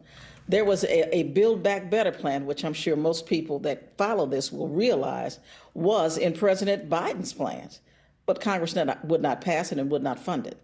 We are hopeful that with a new generation of leadership, that we can work together with Congress, both House and Senate, to get the resources to do this and to work with developers more to make it a good public-private partnership, and we think we can. Hey, Marcia, hey, Rodney Davis here. Happy Hi, belated Rodney. birthday. How are you doing, Marcia? I was looking at the wrong camera. I apologize. Hey, I just wanted to, again, wish you a happy belated birthday. But thank you. Hey, you've been through a Senate confirmation process. And let's say Vice President Harris gets elected tonight. The Republicans take the Senate. Give us your thoughts on what it's going to be like for her nominees for cabinet positions to go through that confirmation process. Well, I think it's going to be difficult, Rodney. You know as well as I do. You know, we served together for a long time. It is a very difficult situation, but I would hope that if, in fact, we as Democrats lose the Senate, that they would understand that in order for this country to move forward, the president does need a cabinet of her choosing. And if they find that there is someone who maybe just they don't like them, that's one thing. But if they meet all of the qualifications, it's someone who has not done anything to prevent them from serving honorably, I think that they should go ahead and confirm them. That is what we did when President Trump was there. We confirmed almost every single one of his choices. And I think the same should happen with her. Secretary, we've had some early numbers. We just saw them a moment ago from Florida suggesting that the Harris campaign has not done as well with Puerto Rican voters in Osceola County as the Biden campaign did back in 2020. Are you concerned about any numbers that you are seeing amongst Hispanic voters? I'm not. I think that you see the difference is that they campaigned literally and put lots of resources into Florida. This campaign did not. It was not one of the states that we deemed to be on our battleground field. And so we did not put a lot of resources there. Maybe if we had, we would have done better. But I think that the numbers that I'm seeing out of Pennsylvania right now are significantly better. So no, I'm not really that concerned about it. All right, Secretary Marsha Fudge, great to have you on BBC News tonight. Thank you so much for joining us. Now we have my friend Rodney. Your friend Rodney's here. We'll look after him for the night. It's many hours before you're getting released yet, though, Rodney. Don't go anywhere. Now, we can bring a key race alert, a key projection to you at this time, not to do with the presidential race, but another one of those other down-ballot key races. This one is the governor of North Carolina, and we can tell you that the Democrat in that race, the Attorney General, Josh Stein, we can project to you that he is going to win that race at this point in time. So we will have more on that in just a moment. Right, that was a very controversial race. Interesting to see that go for the Democrat there. Let's, however, go to our correspondent, Will Grant. He is in Florida tonight. He has been looking at some of the voting there and what's been happening. Tell us more, Will. Well, as one might have expected, this state is projected to go for Donald Trump. I think the Latino vote in Florida is so crucial now and really has shifted this state from being the swing state that we would have talked about in years past. Would it be red? Would it be blue? Well, now it's firmly pro-Trump. We've spoken to a lot of Latino voters, and I think there's a couple of factors in play here. First, of course, is the fact that Cuban Americans, particularly Venezuelan Americans, similarly have sort of almost post-traumatic stress disorder when it comes to the socialist regimes in their own nation, and they won't vote for anything that even to their mind vaguely resembles it. And we heard a lot of people sort of expressing that to us about the Harris ticket. And the other thing that one man spoke to me about, he said, you have to understand that we Latinos are by nature conservative when we're in the United States. He said, we're very Christian, we're very Catholic, and of course the abortion question has been crucial across the nation. It was on the ballot here in Florida too. So you take all those things together, this is no longer a swing state, it's pure Trump country. And I think the fact that we're seeing everybody turn out here for this party that he's hosting, this watch-along party in the convention center behind me, shows how sort of strong his support here is. There's people turning out in their finery for the VIP afterwards, and people more in high spirits, like you can hear heading in now. So yeah, a buoyant feeling here among his supporters at the convention center. Yeah, some excited voters there. All right, Will Grant for us in Florida. Thank you so much, Will. We'll speak to you a little bit later in the evening. I just want to have a chat about that race notice I just mentioned a moment ago, the governor of North Carolina, the Democrat, Josh Stein, taking the prize there, essentially. But he was running against the Lieutenant Governor, Mark Robinson, the Republican, at one time close ally of Donald Trump, who then was a very controversial character, and Donald Trump distanced himself from it. But can you read, Rodney, anything into the fact that he hasn't won the governor's race there? Is that good or bad for Donald Trump, do you think? Well, I'd have to see the breakdown of where those votes are coming from. Remember, when they called that race, there was less than 4% of the vote counted. They're confident enough that the governor's race is going to be out of reach for Mark Robinson, but I'd like to know where they're getting that information. Are you seeing exit polls coming out of Western North Carolina, which is traditionally Republican, that are showing a large Democratic surge? If that's the case, that would be trouble for Donald Trump. And if he loses North Carolina, his path to 270 gets that much narrower. We're just looking on the screen there at the latest votes tallied in from North Carolina. Definitely too early to project at this point. And it doesn't tell us that information, Rodney, that you're talking about there, the specific counties. But so far, Kamala Harris ahead of Donald Trump. But again, only 11.4% of the votes tallied there, Stephanie. Yeah, you know, I'm looking at the map online, and it looks like not all the votes are in, but the western counties, a significant number of them are in, and the predictable counties that would be Democratic around Asheville are. But you also have to remember that those counties, there were 20 counties that were deemed emergency disaster areas. So whether or not those counties are going to be able to come out to vote in the ways that they have in the past is yet to be determined. The disaster being Hurricane Helene, of course. Just to explain for folks, many of those polling centres actually washed away and not physically there. We saw today people voting in tents, didn't we? Yes, and I mean, the Postal Service wasn't quite back up in some areas, and so mail-in ballots and things like that had been disrupted. So I think that that's one of those things that we'll have to keep an eye on. But looking at where the numbers are, it would require a significant amount of split ticket voting in order for the governor's race to go Dem and the state and the presidential level to go Republican. And there just aren't a ton of split ticket voters that we can point to recently. But it would require people to show up, vote Republican at the top, and then have voted Democrat for governor.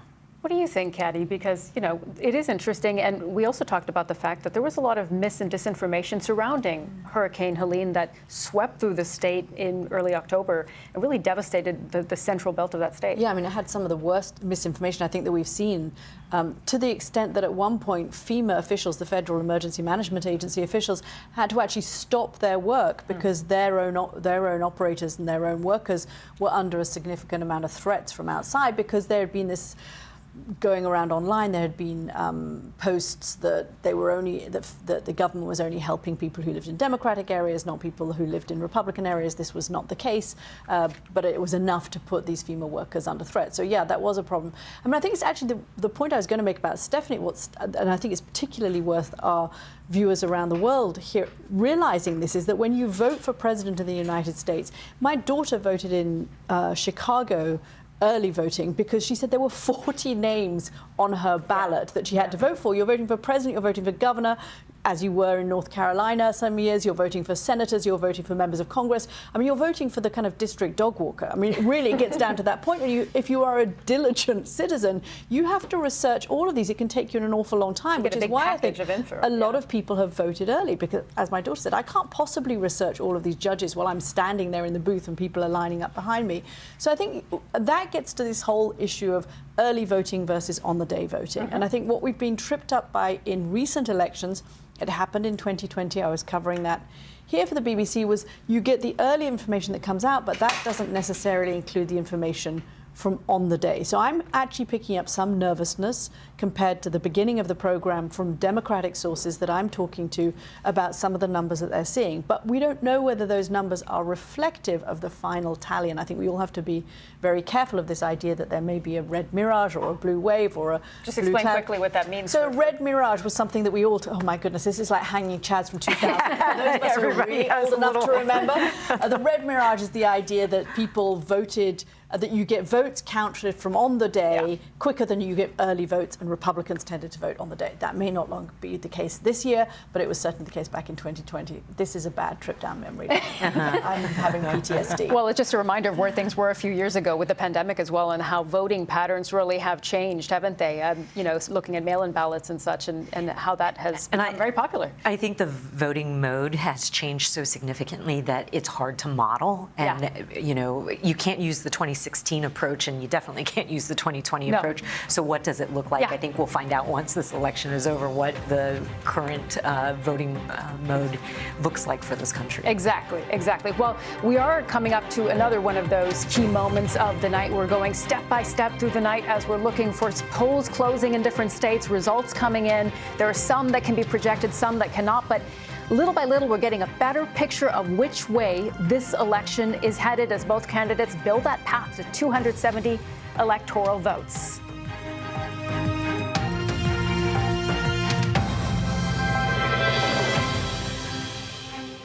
It's 8:30 p.m. here in Washington, 1:30 a.m. in London, and the polls in Arkansas have just closed. That represents 6 electoral votes. As we've been saying, a presidential candidate needs to get to that magic number of 270 to win the White House. Arkansas, the only state to close at this time on the half hour, and it's 6 votes. Now, we can bring another projection to you now, and I can tell you that South Carolina is projected as a win for Donald Trump and the 9 electoral votes that brings with it. South Carolina projected as a win for Donald Trump, a state that would be reliably red. But what impact has that made on that race to the magic 270? As you can see there, Donald Trump now on 99 electoral college votes, Kamala Harris on 27. And as we've been saying, just to bear in mind, something of a health warning with that. The states close, the polls close at different times. There are millions of Americans still voting at this time. Their polls are still open. It happens that a lot of the states on the east and in the south are reliably red. So Donald Trump has bagged a lot of those, brought himself up to 105. It's just disappeared there. But the state that just closed now, Arkansas, too early to project that one, and it's 6 electoral votes. Arkansas is a state that is reliably red, hasn't voted Democrat, in fact, since the governor of Arkansas, Bill Clinton, back in 1992 and 1996. But let's see now what is going to happen. We'll go and speak to one of our reporters. We can go to Emma Vardy, who is in Arizona. Arizona, of course, the polls are still open there. Voters are still voting, but it is another one of these key swing states that we're keeping a very close eye on. Emma, what is happening there at the moment? How's voting going? Well, about half an hour left until the polls close, and then we have this anxious 1-hour wait until they announce the first results. All the early ballots that came in that have already been counted, we wait an hour after polls close and they can give us those numbers. It'll be about half of the votes that are going to come in overall. So we'll be looking for clues into that as to which way this is going, but by no means will it be the definitive result. And what's at stake in Arizona, of course, it's a really closely contested battleground state, narrowly won by the Democrats last time around, tiny margins. We know Donald Trump has been working really hard to try to win this state back, and it's got all the most contentious storylines kind of colliding here because it is a border state with hundreds of miles of border with Mexico. Of course, illegal immigration has been such a contentious talking point in this election.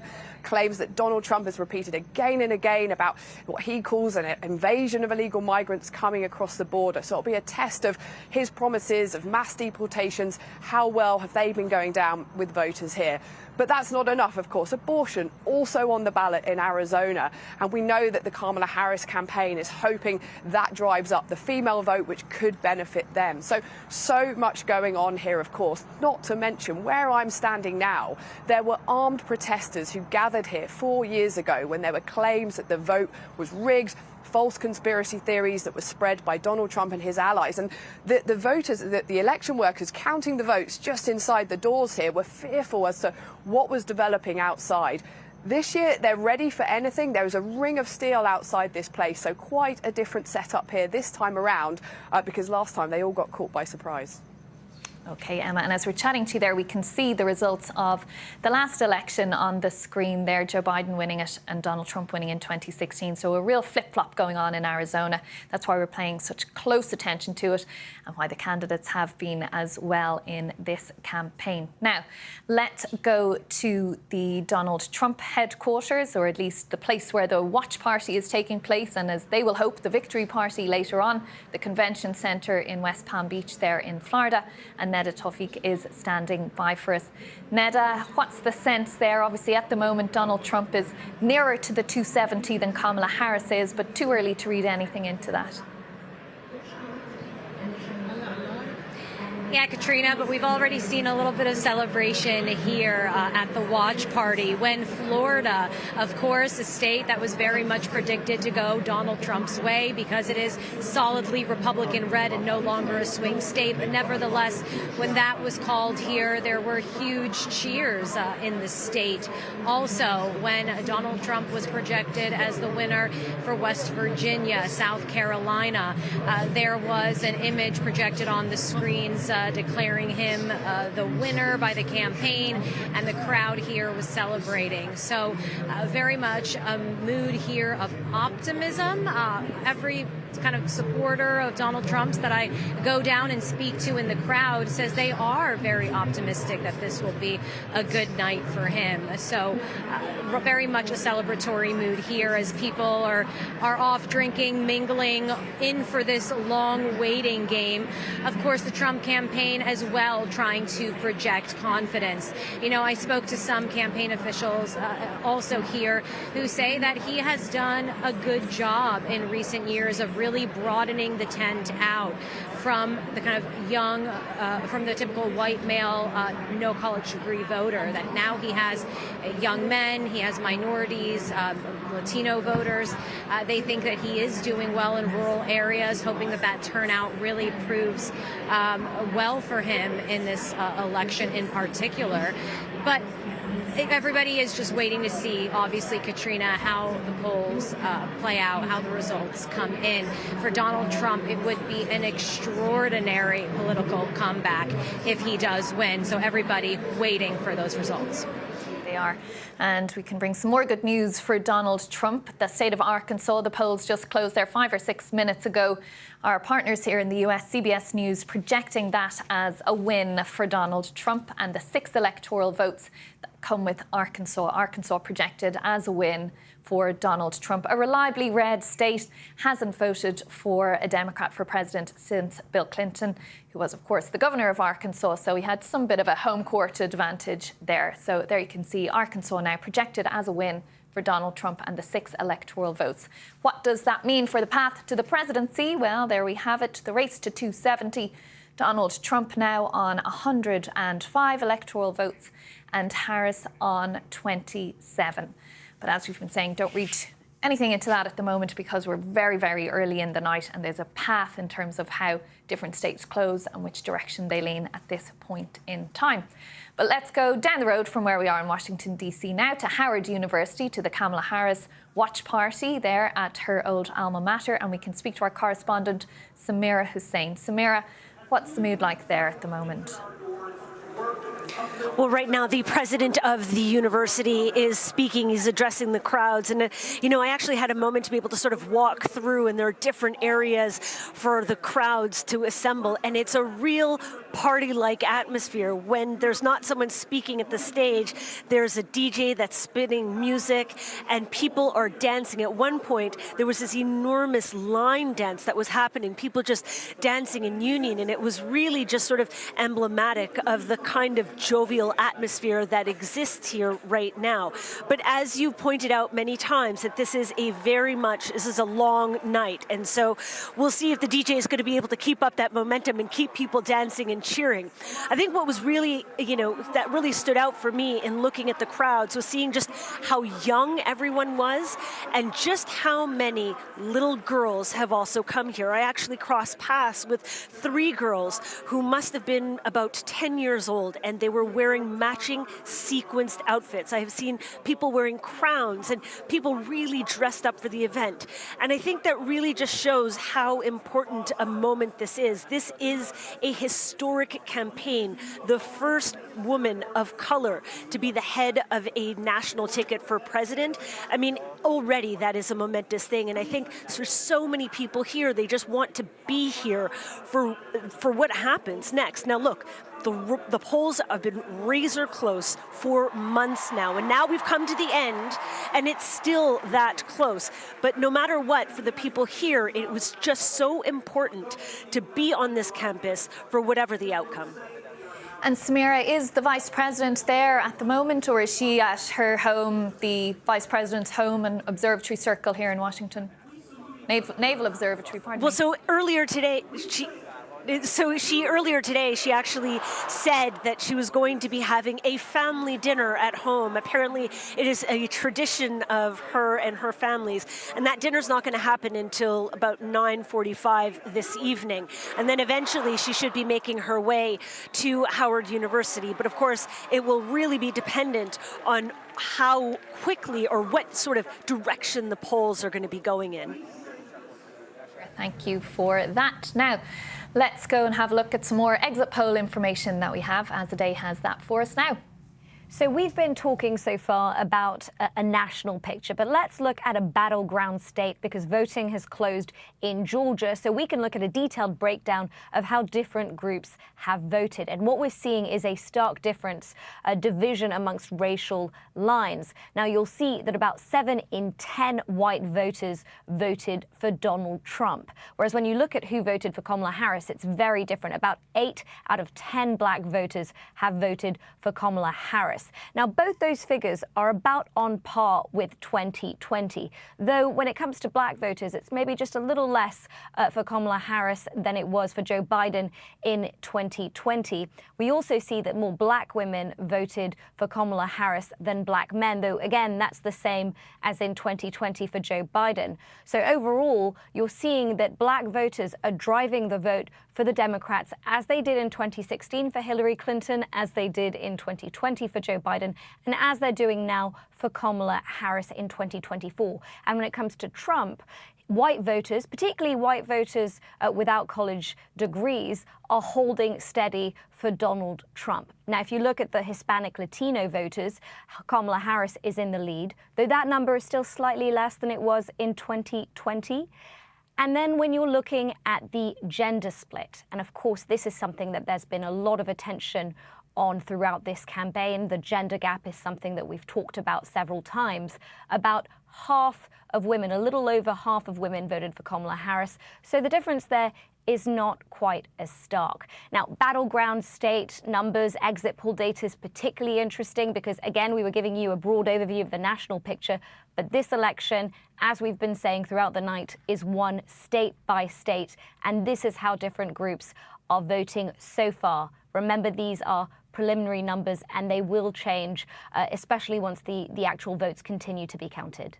All right, Azadeh, but really interesting nonetheless to get these little nuggets of data on gender, on ethnicity, is how people are voting. Christian Fraser is at the wall with a bit more information on this now for us. Hey, Christian. Yeah, let's start in North Carolina. We've only got around 20% of the vote counted so far, so there's not a lot we can extrapolate from the map, but I'll try and show you 2 or 3 things I've just been pinpointing in the last few minutes. What are we focusing on in North Carolina? Well, it's a similar picture to the one we explained in Georgia. The Democrats have to run up the numbers in the suburban metro areas around Raleigh. This is the research triangle here. So Wake County is the biggest county in the state. Next door is Durham and Orange County. You can see there, Orange County, 86% of the vote counted. She's up there with the margins of Joe Biden and Hillary Clinton. I'll show you that. 74. 2016. So she's doing a lot better in Orange County tonight. But these are the areas she needs to do well. There's been massive population growth in this county here, Mecklenburg. This is Charlotte here. A lot of people coming into this area. In fact, it's grown by 20% in the last 15 years. So that's an area where Democrats are looking at very closely tonight. When you look back at the last 2 cycles, Hillary Clinton lost this state by 174,000. Joe Biden lost it by 73,000. So with that sort of population growth in these areas, more diverse, more college education, more white, more upwardly mobile, can you get more vote out of these areas? But I'm also looking at those places in these red spots around the state where Donald Trump runs up the numbers. He does this really well in smaller, rural, conservative areas among blue-collar workers. We've just been looking at these 2 here. This is Graham. OK, let me show you this tonight. There we go, Graham. There we go, 95% of the vote counted, 81.3 for him. Look at this, 79.5, and that was against Hillary Clinton. So he's edging up the numbers there. In Swain County, it's a similar picture in Swain County as well. Hang on, there you go, 93, 61%, 58%, 58. So he keeps running up the numbers. Right, let's have a look at Pennsylvania quickly because we're still waiting for vote in North Carolina. You know, going back to 2020, Joe Biden won this state by 81,000. It was a bit easier for him because he was Scranton Joe. He's from this area here, Lackawanna. OK, he put in the hours with the unions, with the mine workers, with the factory workers, and they repaid him, which is why he won this state by 81,000. She's not from here. She's from California, OK? But what she can do is run up the vote in these huge Democratic behemoths. Philadelphia here and Pittsburgh over here. Now, there's a story in Philadelphia. Caddy's told you tonight that there are good numbers, good turnout coming out of Philadelphia, and there needs to be, because actually as overwhelmingly Democratic as that is in Philadelphia, if you look back to 2020, you'll see that actually the margin, as good as it was down on where Hillary Clinton was, and she was down on where Barack Obama was. So the margin is actually shrinking. They need more out of that, and they need more out of the collar counties around Philadelphia as well. So Delaware here, Chester, Montgomery's the biggest of the lot, and Bucks next door. What about Donald Trump? Well, if I just show you the margins, again, you know, I've showed you in North Carolina what he does in these rural counties. Look at the margins across the top here in 2020. Okay, Warren County, look, 69%, 72%, 79%, 75%. That's what he does. He squeezes more out of it. Now, the question that's been asked in the run-up to this vote is, can he get more out of these rural counties? And I was looking at the turnout for all the 7 battleground states. They're all in the 70s, apart from Pennsylvania. 66% turnout in 2020. So there is more across this map for both of them. All right, Christian, thank you so much for that update. Now, we're talking about Pennsylvania there. We can speak to Democratic Congresswoman Madeleine Dean from Pennsylvania, from one of those Philadelphia districts. She's joining us now. Thanks for being with us, Congresswoman. First of all, how's your own race going tonight? Oh, I thank you for asking, and I thank you for reporting on us. Historically, Pennsylvania was the key to the Keystone, holding together the original colonies. So I'm very happy that you're focused a little bit on us. My own race is going very, very well. I've been to polling place after polling place, and people are just so responsive, so kind, and so thankful to me for my service to our constituents and my work in D.C. So thank you. I feel fairly good around my own race. Thanks for asking. It's still too close to call, I believe, as is the whole state at this point in time. But we've just been hearing there from Christian about big numbers in and around Philadelphia. Are you interpreting that as something positive for Kamala Harris? Well, what Christian just said is exactly right, that Montgomery County is the biggest of the lot. We call it the key to the Keystone. But I have been in touch with leaders and people who are either on the ballot or are already elected in Philadelphia County and the collar counties, Montgomery County being one of them. Turnout is extraordinarily high. I was speaking with a leader in Philadelphia County who said it looks like the votes in Philadelphia County might be as much as 700,000 or more. We were hoping at a minimum 500,000. That the Puerto Rican vote, in 3 of the highest concentration of Puerto Rican Americans living in the Philadelphia county, they were, by midday, 70+% had come out to vote. In my own district, we traveled 275 miles to maybe 20 polling places. Turnout is extraordinarily high, in the 70%, in the 80%. And when I just finished in Abington, my own home turf, it was more than 95% turnout. They could literally identify in a particular ward 22 people who had not yet turned out with 1 hour to go. Wow. Turnout is extraordinary. Okay, Congresswoman, as we're seeing this massive turnout, we're seeing news in Clearfield County that there's an emergency request to extend voting hours that has now been granted.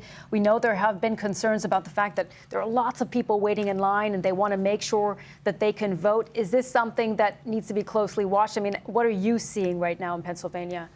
What I thought was very interesting today, and I've been at this for a dozen years or more, and I've paid attention to presidential elections forever, my entire adult life, is I saw long lines in many, many places. We saw on college campuses in and around my area and beyond, Lehigh University, Villanova, Temple, some very, very long lines. In the case of Lehigh, it was up to 7 hours. And so what I found was interesting was the calm about everybody, just an enthusiasm to be there, a calm. There wasn't the sniping I have seen in previous elections. There was just a commitment to be there and to vote, and also a commitment on the part of the local parties to make sure that we were getting people in, taking care of them, whether it was with water or something to eat as they waited in line. So I've seen very little of some of the worries, but I've seen a very quick response to when there is a problem. And so judges have, for example, extended voting for 2 hours because of a delay due to equipment or paper or other things. And we've seen that. Yep, democracy in motion there. Everyone exercising their right to vote. Congresswoman Madeleine Dean from Philadelphia in Pennsylvania, thanks for talking to us. We're making history here. All right, thank you so much, Congresswoman. And we can now speak to Congressman Mike Kelly, also from the state of Pennsylvania, a Republican. He's joining us. Thank you so much for being with us here on BBC News. I want to start with what we were just asking Congresswoman Madeleine Dean. There are these questions about long lines. As we mentioned, Clearfield County in Pennsylvania has granted a request to extend voting hours. What are you hearing on the ground about turnout and concerns about people being able to cast their ballots? Yeah, you know, we're actually hearing the same thing. And Madeleine and I do a lot of work together. We have great respect for each other. I think she really hit the nail on the head, though. So there's such a huge turnout. And a lot of this, some of the machines are not functioning the way they thought they should. So we've got the judges are going to extend hours. We've had people waiting in line for hours to vote.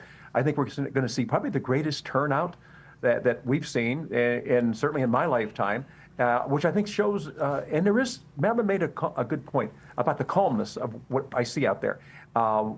People just want to make sure they get a chance to vote, that their vote gets counted, and it gets tallied the right way, and let the chips fall where they may. But this is a day that we should be celebrating this whole American experience and the opportunity to get out and vote for whom you think would be the best person to lead the United States the next 4 years. Certainly great, Congressman, to see so many people out voting. What does it mean, however, for when we might get a result from Pennsylvania if you have counties that are going to extend voting hours?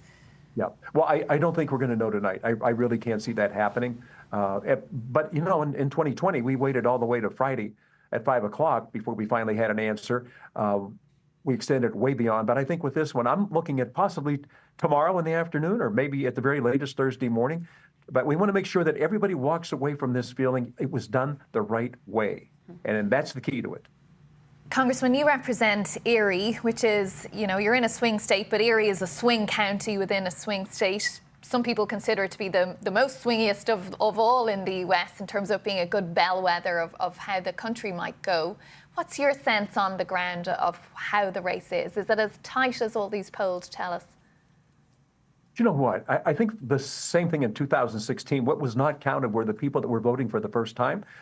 So we have a tendency to look at numbers, and we do polling where we'll poll maybe 1,500 people or 2,000 people and think we have a pretty good look at it. I think that in this case, much like 2016, you're going to see people that haven't voted in quite some time. They're going to show up. They've been registered, but they've just never bothered to vote. I think now they're all mobilized. They're looking at the difference between two candidates. I mean, the difference is very stark, and they're going to be able to make a choice of which one they think would be the best to lead the United States the next 4 years. I love the fact that we have people who've been on the sidelines and saying, it really doesn't matter, my vote doesn't count. And you tell them, yep, that's a correct statement. If you don't vote, your vote doesn't count. Just don't be sad after it's over, because maybe your vote is the difference. You've been watching these things for many years, though. What is your sense of it? I mean, are you feeling confident there in Erie, or are you feeling very nervous? I'm not very nervous. I'm not overly confident. So I just, you know, my entire life, I've been involved in athletics. And I always thought football was the greatest game in the world. And I watched the other night a game that was over for all intents and purposes. And I think with 7 seconds to go on the clock, the Rams threw a touchdown pass and they won the game. And you just look at that and say, it's not over till it's over. And you know what? If there's a tick on the clock, if there's just an opportunity, you've got to make sure you've got to shut it down. It's got to be something that you have it nailed down ahead of time. You say, okay, fine, it's over. We've won, or if we didn't turn out our way, but you know, you did everything you could. You left everything on the field. You didn't hold back. So this is going to be one of those ones at the end of the day, the American people, because of their participation this time, they're going to say, I had a chance. I took my responsibility seriously, and I went out and voted. If you do that, then regardless of what the outcome is, you're going to say, I went to the wall. I did everything I could to practice the most responsible thing in my life. 1.5 million men and women in uniform have died to give me that privilege. I didn't squander it. But thank you so much for joining us from Pennsylvania tonight. We're seeing the numbers, of course, here on our screen as they're coming in. Only about 13.6% of the vote counted. So those numbers that you see, you can't really rely on at the moment. We have to wait till more of that data comes into us. But interesting to see nonetheless. Well, let's keep things with Pennsylvania for just another moment. We have two fresh panellists with us now. We have former Congressman Patrick Murphy, Democrat from Pennsylvania, and Congressman Jake LaTurner, former Congressman from Kansas with the Republican Party, current Congressman, excuse me. How's your own race going? Have you heard? I'm not on the ballot this year, so I'm retiring. So for the first time in about 12 years, I'm not on a ballot, and it feels fantastic. Rodney would agree with you on that. Yeah, well, you can probably. Yeah, I was going to say, welcome to the former members of Congress Club. And I do give Jake a lot of credit. I mean, he ran and said that he believes in term limits and that he was going to serve, and he did that. And I think we need more people that are going to, say something and do it, because actions do speak louder than words. And looking at Pennsylvania, we heard from Congressman Kelly and Congresswoman Dean there, this big turnout, maximising the numbers, talking about everyone exercising their democratic right and so on. What's your reading of what you're seeing there? Yeah, listen, I was on the ground today. I'm from Bucks County, so that's where I represent it in Congress. So it is a swing state, and that Collier County and Philadelphia. But we are seeing record turnout in Philadelphia and the Philadelphia suburbs. Jake and I know we won campaigns. Demographics are destiny. And if you have the turnout that you have in Philadelphia and the Philadelphia suburbs, Kamala Harris will be the next Commander-in-Chief of the United States. Yeah, well, I was just in Bucks County a few weeks ago, and amazing to see just how divided the vote is there, just how split it is like the rest of Pennsylvania. Caddy, what are you hearing about and from Pennsylvania at this point of the evening? Mostly just that there's a lot of people who have turned out to vote. I mean, it's interesting to hear Congresswoman Dean, who I spent a day with a couple of weeks ago, and how much they were expecting to vote. And actually, I think they've surpassed. She texted me earlier in the evening to say that actually the numbers are even bigger than what they had been expecting. And Montgomery County, as she said, in 2020 was the county that helped shift Pennsylvania into Joe Biden's column. I'm very wary at this stage in the evening of making too much out of the early numbers. I think we really do have to wait to have all of those early votes counted. And of course, as you were saying earlier, Sumi, the result is likely to be delayed. I was hearing before we started the program that we may get the result,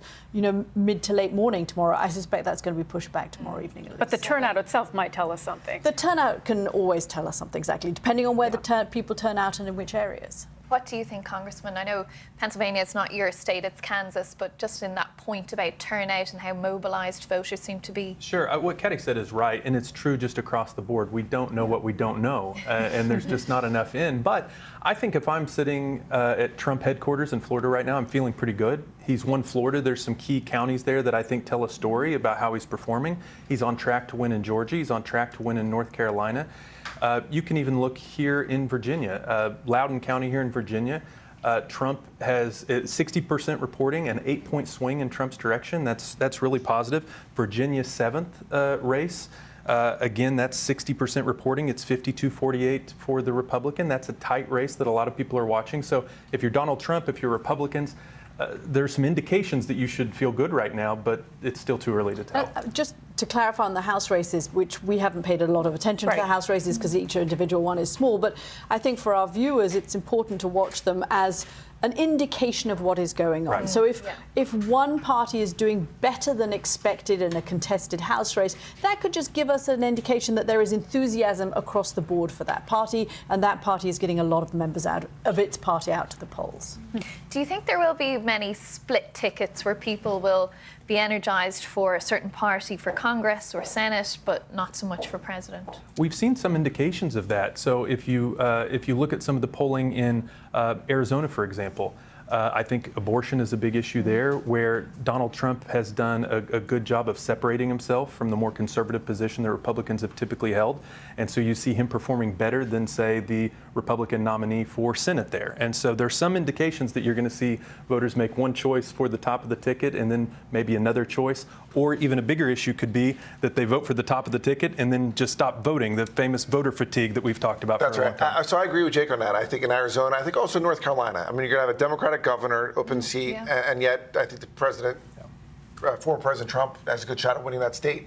But I do think that, for our viewers, there's 7 swing states of all of them. And of those 7 swing states, it really does come down to the big 3. And these are the blue wall that Kamala Harris has to win. And it's Pennsylvania, Michigan, and Wisconsin. And I like our numbers. I like our turnout. They spent a lot of time. I was with Congresswoman Marilyn D last night till midnight last night at the Art Museum with Kamala Harris and others. And I heard every Democrat in the country was in Pennsylvania practically last night rallying the troops there.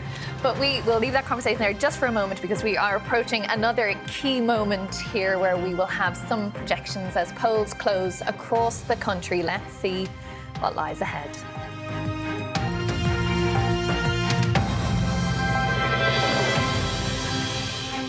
It is 9 p.m. here in Washington, 2 a.m. in London, and polls have now closed in a number of swing states, 15 states, including the swing states of Arizona, Michigan, and Wisconsin. Arizona, voting has now been extended at 10 locations for 2 hours. An emergency court there granted the extension after there were glitches at those locations earlier in the day. So that will obviously add to the time there. Voting has also just ended in Colorado, Iowa, Kansas, Louisiana, Minnesota, Nebraska, New Mexico, New York, North Dakota, South Dakota, Texas, and Wyoming. That is a lot of states. So together, these states make up 163 electoral votes.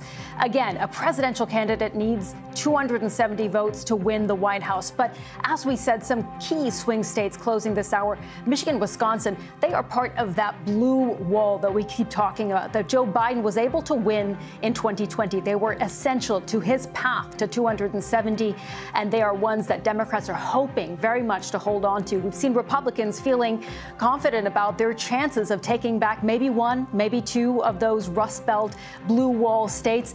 And then, of course, there is Arizona as well. This is a Sun Belt state that we saw Joe Biden just eke out a win in 2020, just a little over 11,000 votes there that he won that state by. And that was in 2020. But in this race, we can now bring you a projection. Texas projected for Donald Trump with its 40 electoral votes. Again, Texas projected for Donald Trump. You can see 40 electoral votes. That's a huge piece of the puzzle for Donald Trump. Was expected to go his way, but still important as we're seeing those numbers go up.